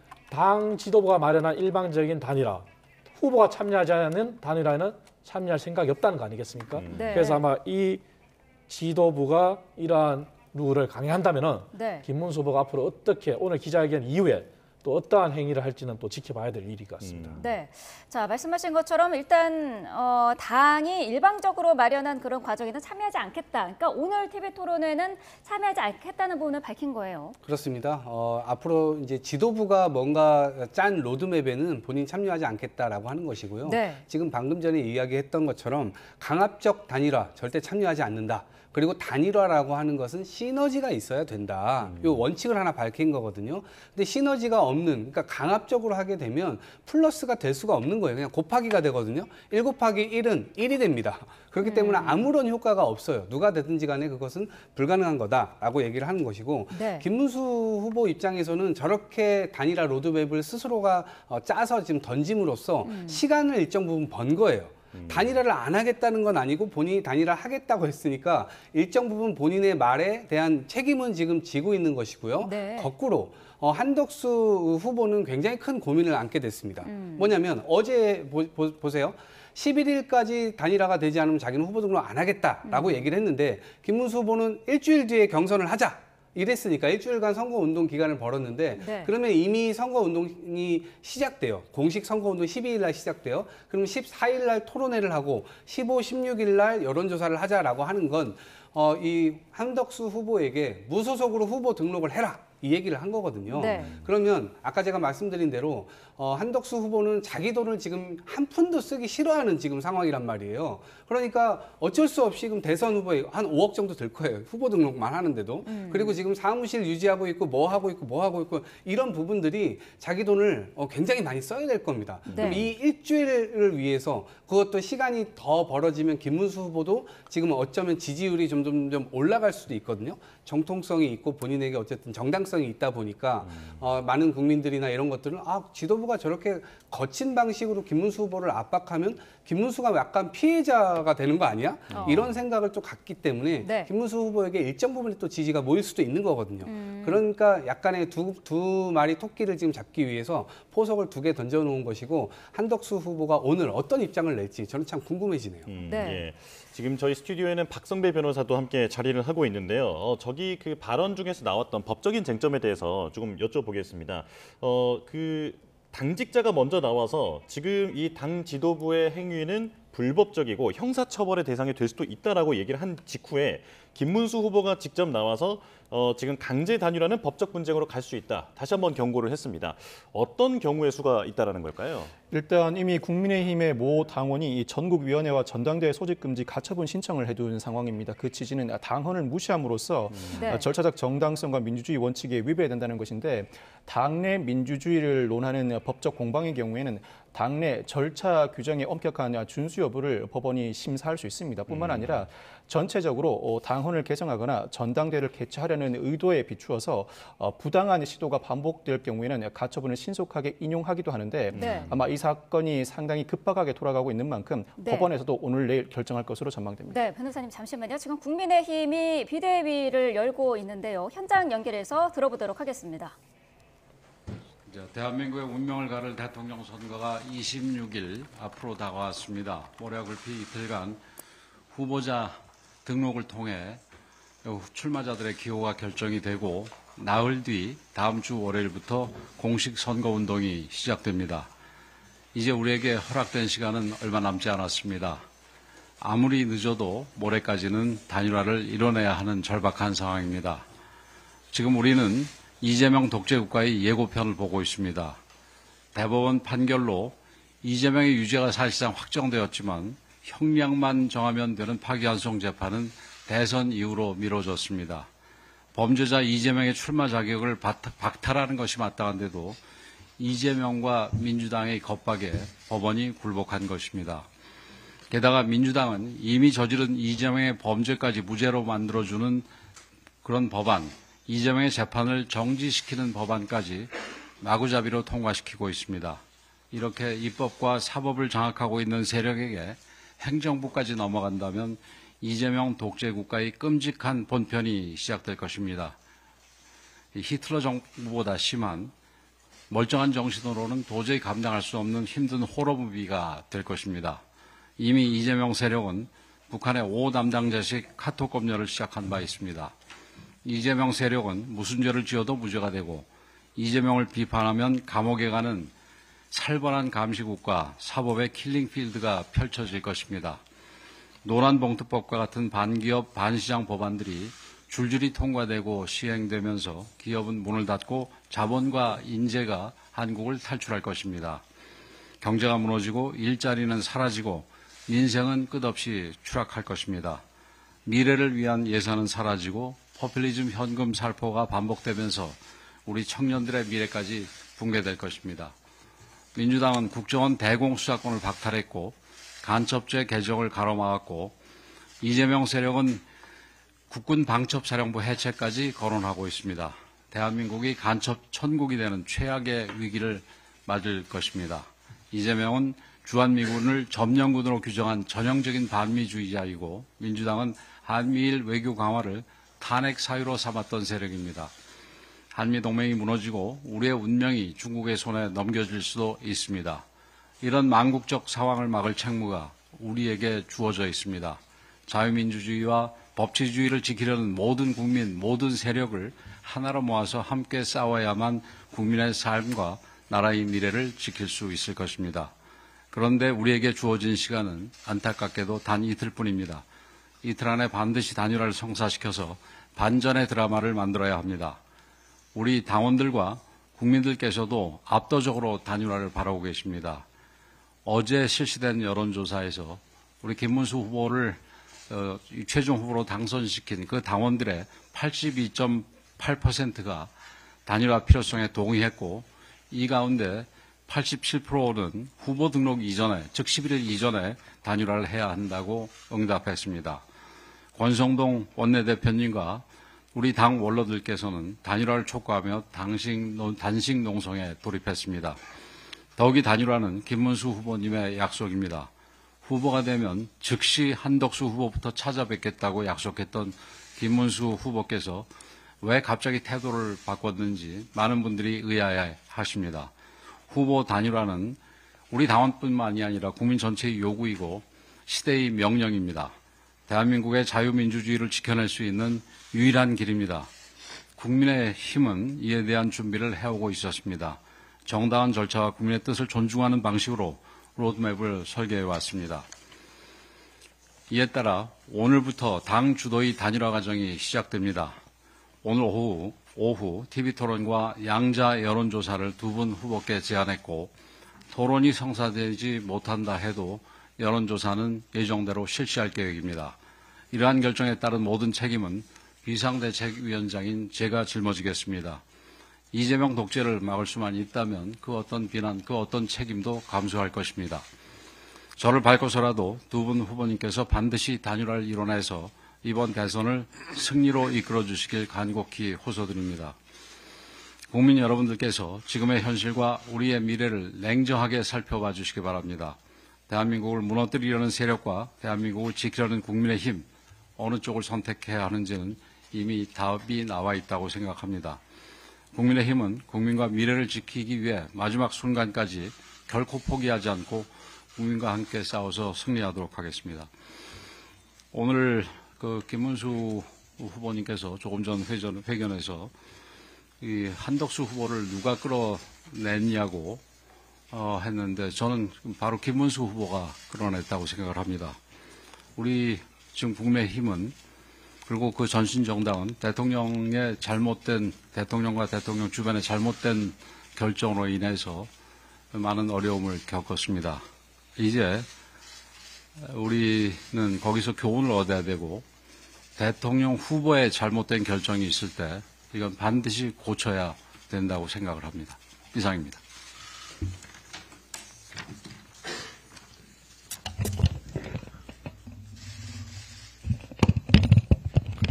어제 범죄 피고인 이재명은 사법부를 신뢰하지만 모든 구성원이 균질하지 않다며 또다시 사법부를 겨냥한 노골적인 협박을 퍼부었습니다.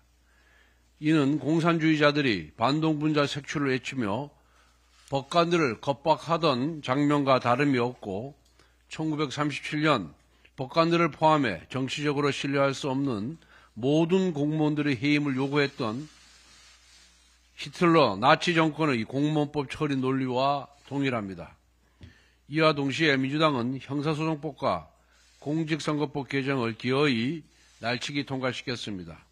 하나는 대통령이 당선되면 형사재판을 전면 중단하겠다는 조항이고, 다른 하나는 이재명 피고인이 기소된 공직선거법의 핵심 조항인 허위사실 공표죄를 사실상 삭제하겠다는 내용입니다.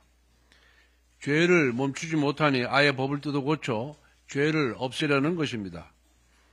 범죄의 무게를 감추기 위해 헌법을 흔들고 민주주의를 무너뜨린 것입니다.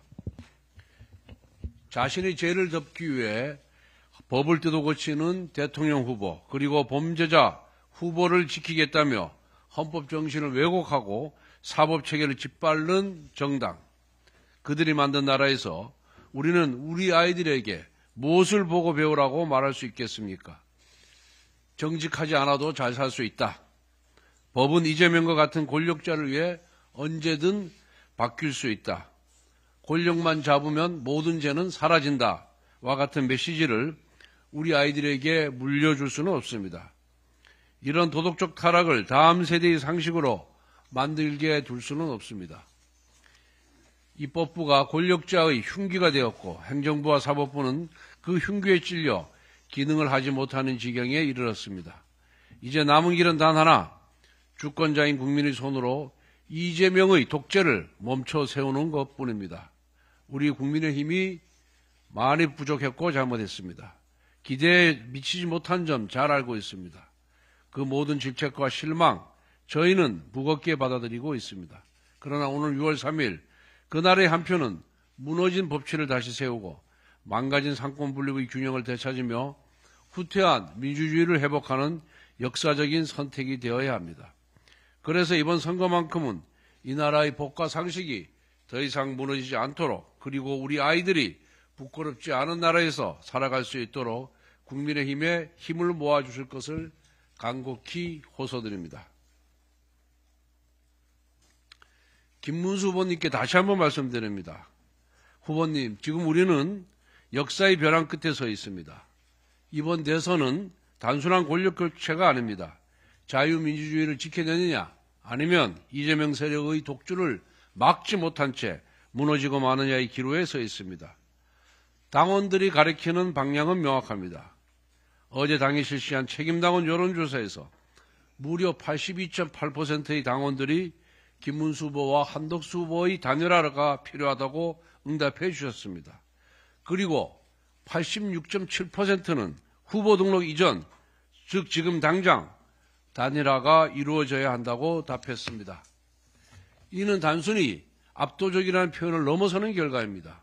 당을 지켜온 수많은 동지들의 간절한 염원이자 자유진영이 다시 하나가 되기를 바라는 국민의 준엄한 명령입니다. 정당은 당원들의 의사를 받들어야 합니다. 정당은 정치적 절사체입니다. 당원들의 뜻이, 즉 당의 주인인 당원들의 뜻을 받드는 것이 정치인의 숙명입니다.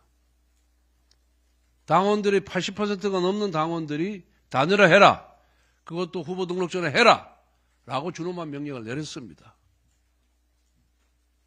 그러면 김문수 후보는 이에 따르면 됩니다. 그런데도 불구하고 당원들의 명령을 무시한 채 그 알량한 대통령 후보 자리를 지키기 위해서 오늘 아침 기자회견하는 모습을 보면서 저분이 지금까지 우리가 생각해왔던 민주화 투사인지, 3번의 국회의원과 2번의 경기지사 그리고 노동부 장관을 역임한 우리 당의 중견 정치인인지 의심이 들었습니다.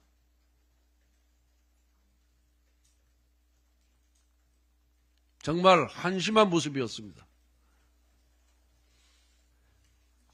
정치는 본인의 영예를 위해서 하는 게 아닙니다. 국가와 국민을 위한 헌신, 봉사의 정신으로 해야 되는 겁니다. 당원들의 82%, 86%가 명령하는 대로, 가리키는 방향대로 뚜벅뚜벅 걸어가면 됩니다. 그러한 공적 의식 없이 단순히 대통령 후보로 선출되었다는 그 이유 하나만으로, 그 핑계 하나만으로 당원들의 명령을 거부하는 것은 옳지 못한 태도입니다. 한덕수 후보를 누가 끌어냈냐고요? 한덕수 후보 당원과 국민들이 끌어낸 겁니다. 지지율이 안 나오면 어떻게 끌어내겠습니까? 김문수 후보의 지지율이 한덕수 후보의 지지율보다 압도적으로 높으면은 한덕수 후보가 나왔겠습니까? 그래서 전당대회 과정에서 김문수 후보 스스로 한덕수 후보와 전당대회 직후 바로 단일화를 하겠다고 본인 입으로 얘기하지 않았습니까? 그런데 이제 와서 한덕수 후보를 끌어드는 것이 당 지도부의 책임이라고요? 당 지도부가 그렇게 힘이 있으면은 대선에 나갔지 대선 관리를 했겠습니까? 그 수많은 국민과 그 수많은 당원들을 움직일 힘이 당 지도부에 있었으면은 제가 대통령 후보에 나갔겠습니다. 그렇게 논리도 없고 말도 안 되는 그런 것으로 국민과 당원을 호도해서는 안 됩니다. 정말 우리 김문수 후보님 과거에 누구보다 뜨거운 신념으로 이 나라 자유를 지켜오신 분입니다.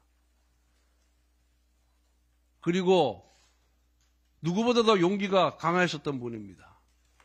그리고 이 사회를 위해서 많은 헌신과 기여를 했던 분입니다. 그 과거에 가졌던, 그 젊은 시절에 가졌던 헌신과 용기, 이성을 좀 발휘하십시오. 그래서 우리 당원들이 원하고 요구하는 단일화 꼭 좀 하도록 해 주십시오.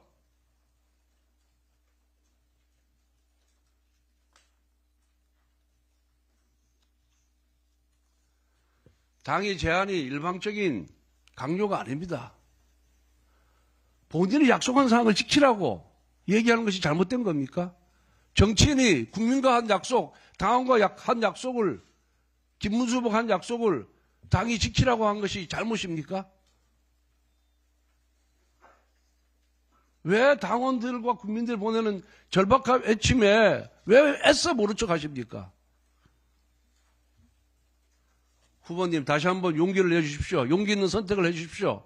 그것이 당을 살리고 나라를 살리고 국민을 살리는 길입니다. 정말 간곡하게 다시 한번 부탁드립니다.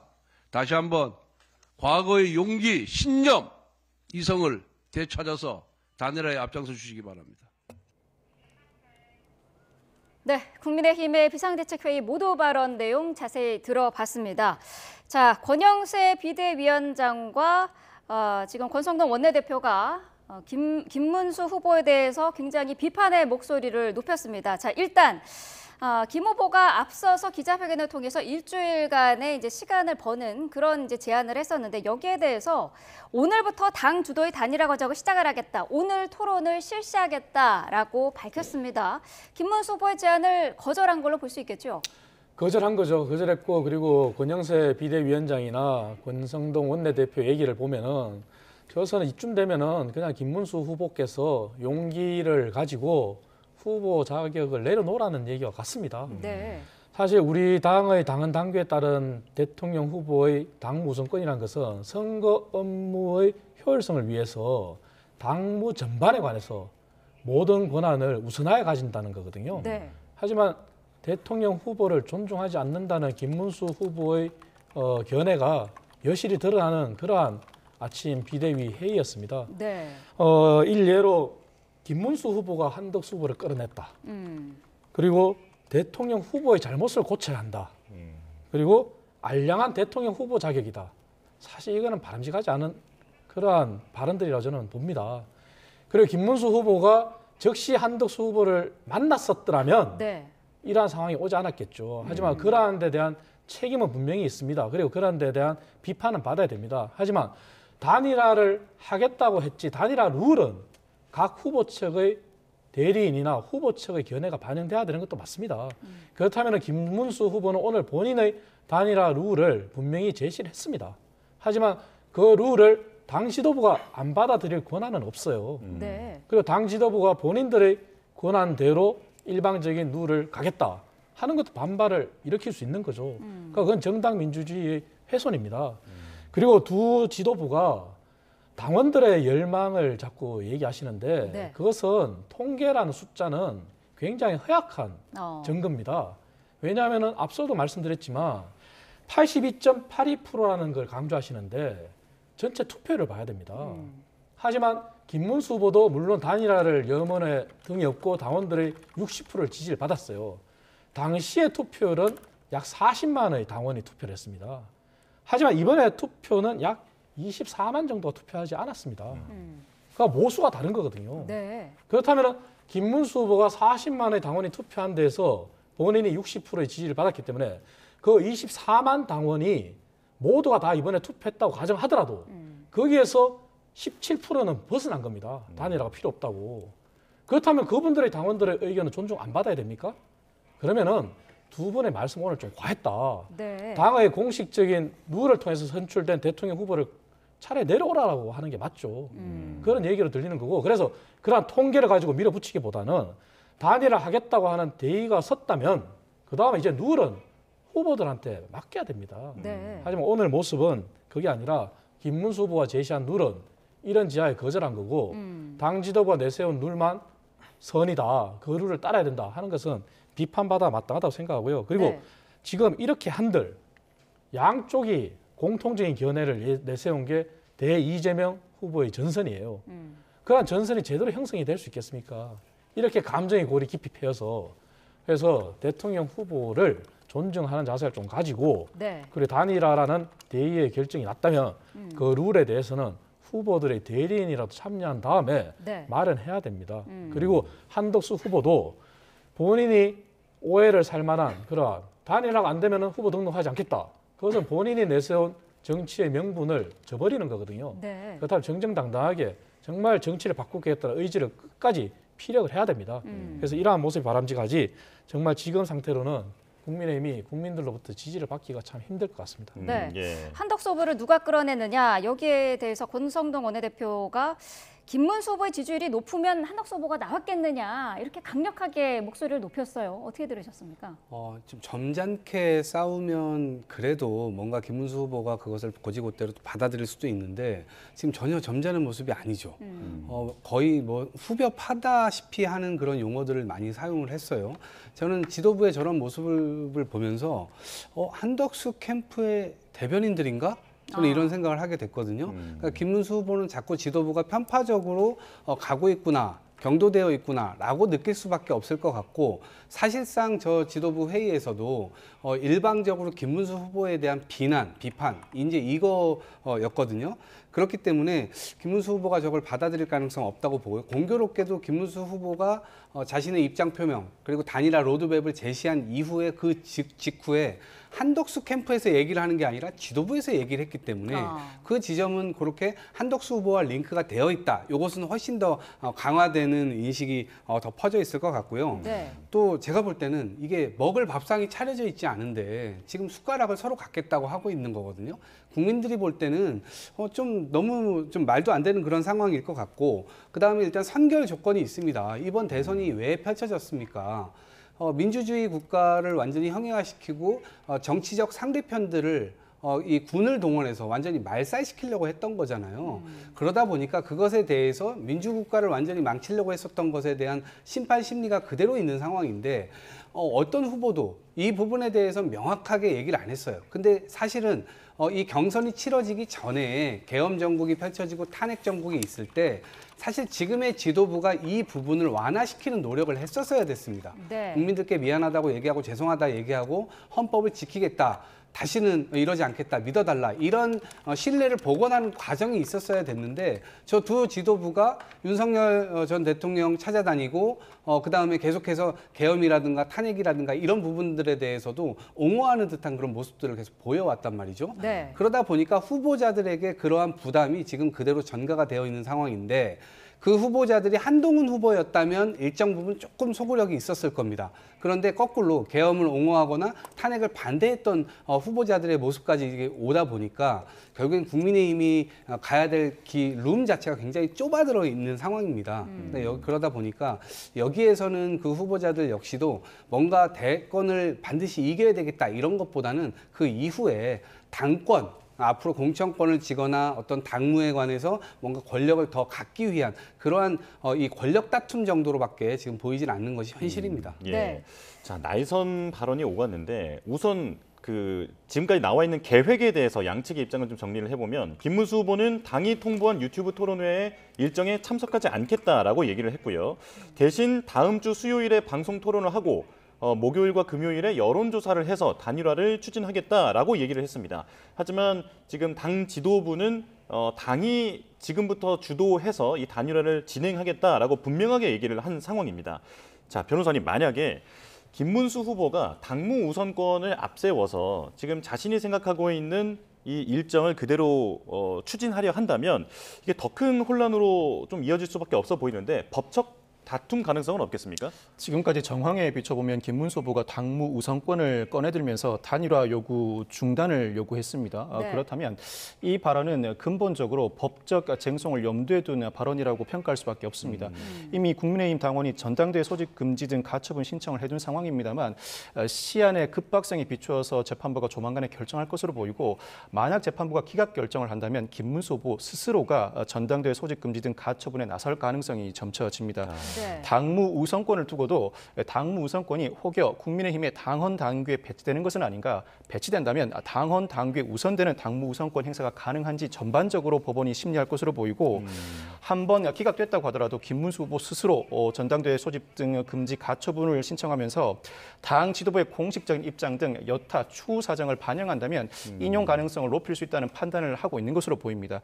인용 가능성을 높일 수 있다는 판단 외에도 이 법적 쟁송 단계에 접어들면 시간은 지체될 수밖에 없고 시간이 지체된다면 결국 시간은 나에게 유리한 방향으로 흐를 수밖에 없다는 판단을 하고 있는 것으로 보이는데 보통 이와 같이 당내 분쟁을 다루는 재판부의 경우에는 당헌 당규를 엄격하게 볼 뿐만 아니라 당 지도부의 공식 입장이나 숨은 의도를 두루 살피는 경향이 있습니다. 상황에 따라서는 인용 가능성도 점쳐지고 네. 기각된다고 하더라도 결국 시간이 지체되는 것 자체로 김문수 후보는 유리한 형국이 형성된다는 판단을 하고 있는 것 같습니다. 네.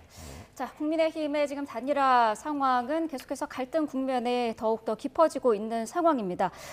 오늘 조금 전에 들었던 비대위 비상대책회의에서 민주당에 대한 지도부의 발언도 나왔는데요.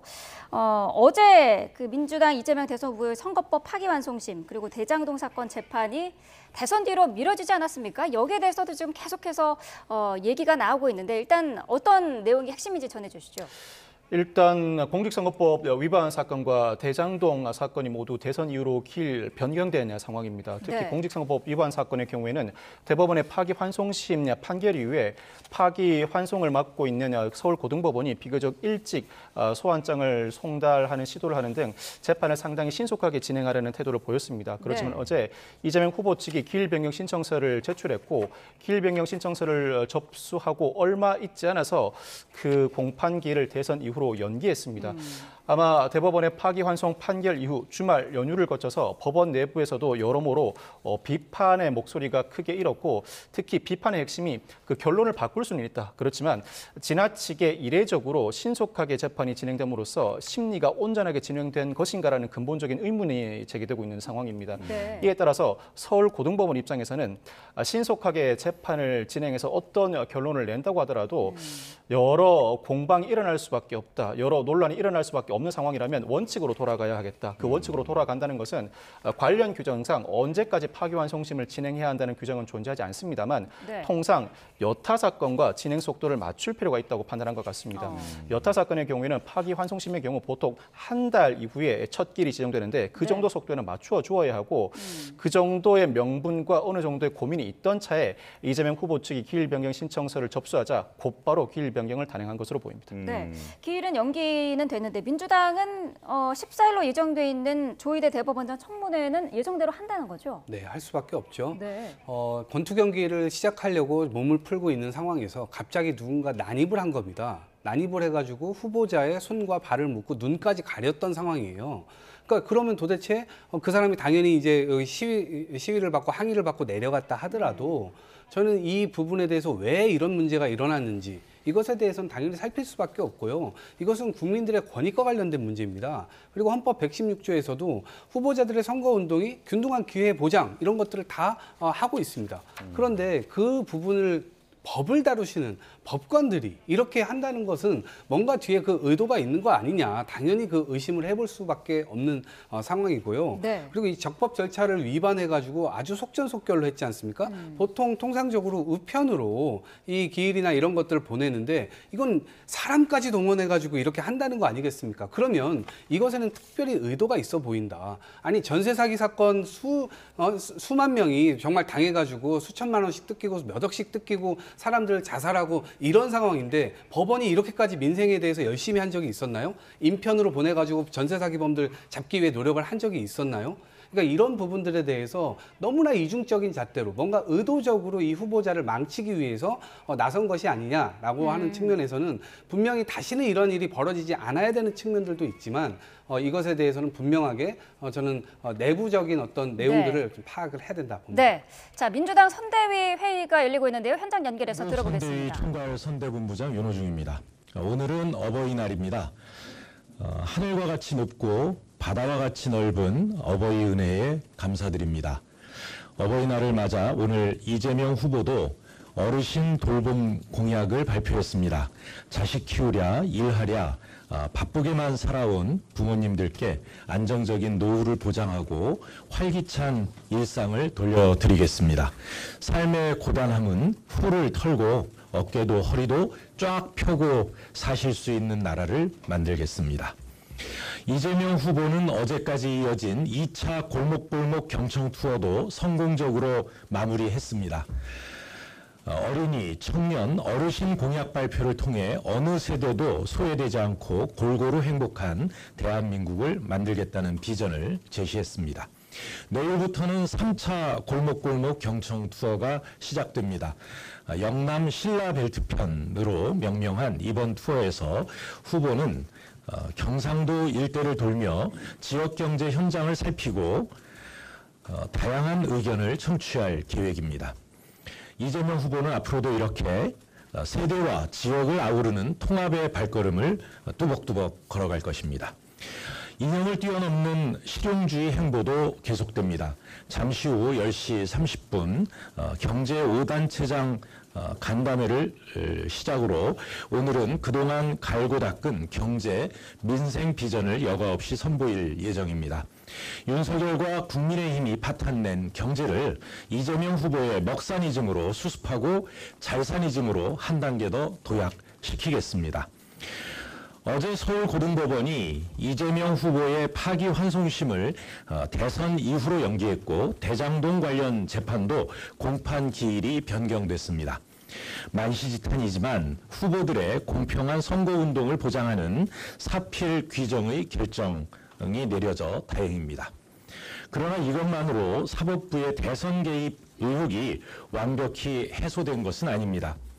거듭 이야기한 대로 법원은 공식 선거운동 기간에 잡혀있는 나머지 공판 기일도 대선 이후로 변경해야 할 것입니다. 그것만이 사법부 스스로 자초한 논란을 결자 해제할 수 있는 마지막 기회임을 명심해야 할 것입니다. 중앙선관위에도 촉구합니다. 선관위는 후보자의 자유로운 선거운동을 보장하고 공정한 선거 관리를 해나갈 책무가 있는 헌법기관입니다. 사법부가 자행한 일련의 대선 개입 행위에 지금처럼 침묵으로 일관한다면 이는 직무유기이자 존재 이유를 부정하는 것입니다. 국민들께서 안심하고 이번 대선에 소중한 권리를 행사하실 수 있도록 사법부의 대선 개입 행위를 엄중히 경고해 주시기 바랍니다. 어제 법원의 결정으로 조이대란 사법 쿠데타는 1차 진압된 모양새입니다. 국민 여론의 거대한 역풍과 하급심 판사들의 항명의 결과라고 봅니다. 이재명 후보와 민주당에 대한 유례없이 강력한 지지를 통해 내란을 진압해 주신 국민 여러분께 다시 한번 감사드립니다. 조이대의 란은 진압됐지만 아직 오비들의 란, 오비발란은 끝나지 않은 것 같습니다. 앞으로 선거일까지 26일 국정원과 정보사의 오비들이 어떤 일을 꾸미고 있는지 알려지진 않았으나 이들이 묘한 유치든 테러 공작이든 작전을 포기하고 해산됐다는 소식도 듣지 못했습니다. 우리 당과 선대위는 극도의 경각심으로 이들의 중동에 대비하겠습니다. 끝까지 주권자이신 국민 여러분의 민의를 지키는데 소홀함이 없도록 최선을 다하겠습니다.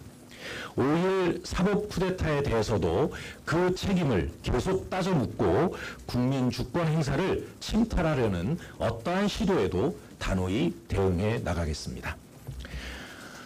단일화를 둘러싼 국민의힘 상황이 코미디를 넘어 한편의 막장 사기극을 보는 듯합니다.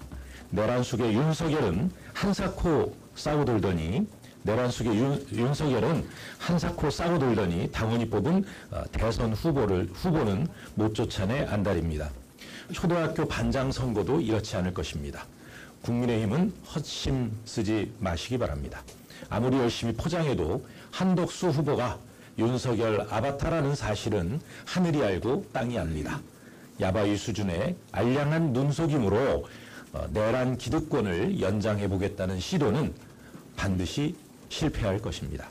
한때나마 총리와 장관이라는 고위공직자로서의 염치가 남아있다면 불성사나운 노욕에서 벗어나 국민의 한숨소리를 들을 수 있는 일말의 양심이 또 남아있다면 김문수, 한덕수 두 후보가 써야 할 이 글은 감동과 명분도 없는 단일화 합의문이 아니라 내란 방조와 국정 파탄에 대한 진솔한 반성문임을 명심해야 할 것입니다. 마지막으로 우리 선대위 구성원들께도 한 말씀 드리겠습니다. 내란 종식과 국가 정상화라는 역사적 사명을 완수하기 위해 더 큰 책임감과 노력이 필요합니다. 방심과 자만의 자리에 절박함과 긴장감을 채워주십시오. 국민 눈높이에서 국민과 함께 국민 곁에서 진짜 대한민국을 열어나갑시다. 우리 선대위는 마지막까지 겸손하고 절박하게 최선을 다할 것임을 국민 여러분께 다시 한번 약속드립니다. 이상입니다. 다음으로 강훈식 네, 민주당 윤호중 선대위 총괄본부장의 모두 발언 내용 들으셨습니다. 현장 오디오 상황이 깨끗하지 못했던 점은 사과드리겠습니다. 자, 여러 가지 내용을 했습니다만은 이재명 후보의 재판 연기와 관련해서 후보의 선거운동 기간을 보장한 거다, 사필 규정이다 이렇게 밝혔습니다. 나머지 공판기일도 대선 이후로 변경해야 한다라고 밝혔는데, 자, 변호사님, 이재명 후보 출석 의무가 있는 모든 재판에 대해서 기일 변경을 신청을 한 상태인데 다른 재판들도 미뤄질 가능성이 있을까요? 이재명 후보는 현재 모두 5가지 형사재판을 받고 있습니다. 네. 이 중에서 공직선거법 위반 사건과 대장동 사건은 이미 대선 이후로 공판기일이 변경된 상황이고 네. 당장 기일이 다가오는 사건으로 미중교사 항소심 사건이 있습니다. 이 미중교사 사건은 1심에서 무죄 판결을 선고받았고 검찰 항소에 따라서 항소심이 진행 중인데 네. 5월 20일이 첫 기일로 지정돼 있고 공교롭게도 대선일인 6월 3일이 결심일로 지정돼 있습니다. 현재 미중교사 항소심에도 이 후보가 공판기일 변경 신청서를 제출했지만 아직까지는 이 재판부가 기일을 변경하지 않은 상황입니다. 현재로서는 기일 변경 가능성이 높아 보입니다만 네. 재판부에 따라서는 헌법 84조 해석에 따라 이 재판을 그대로 강행할 가능성도 여전히 존재합니다.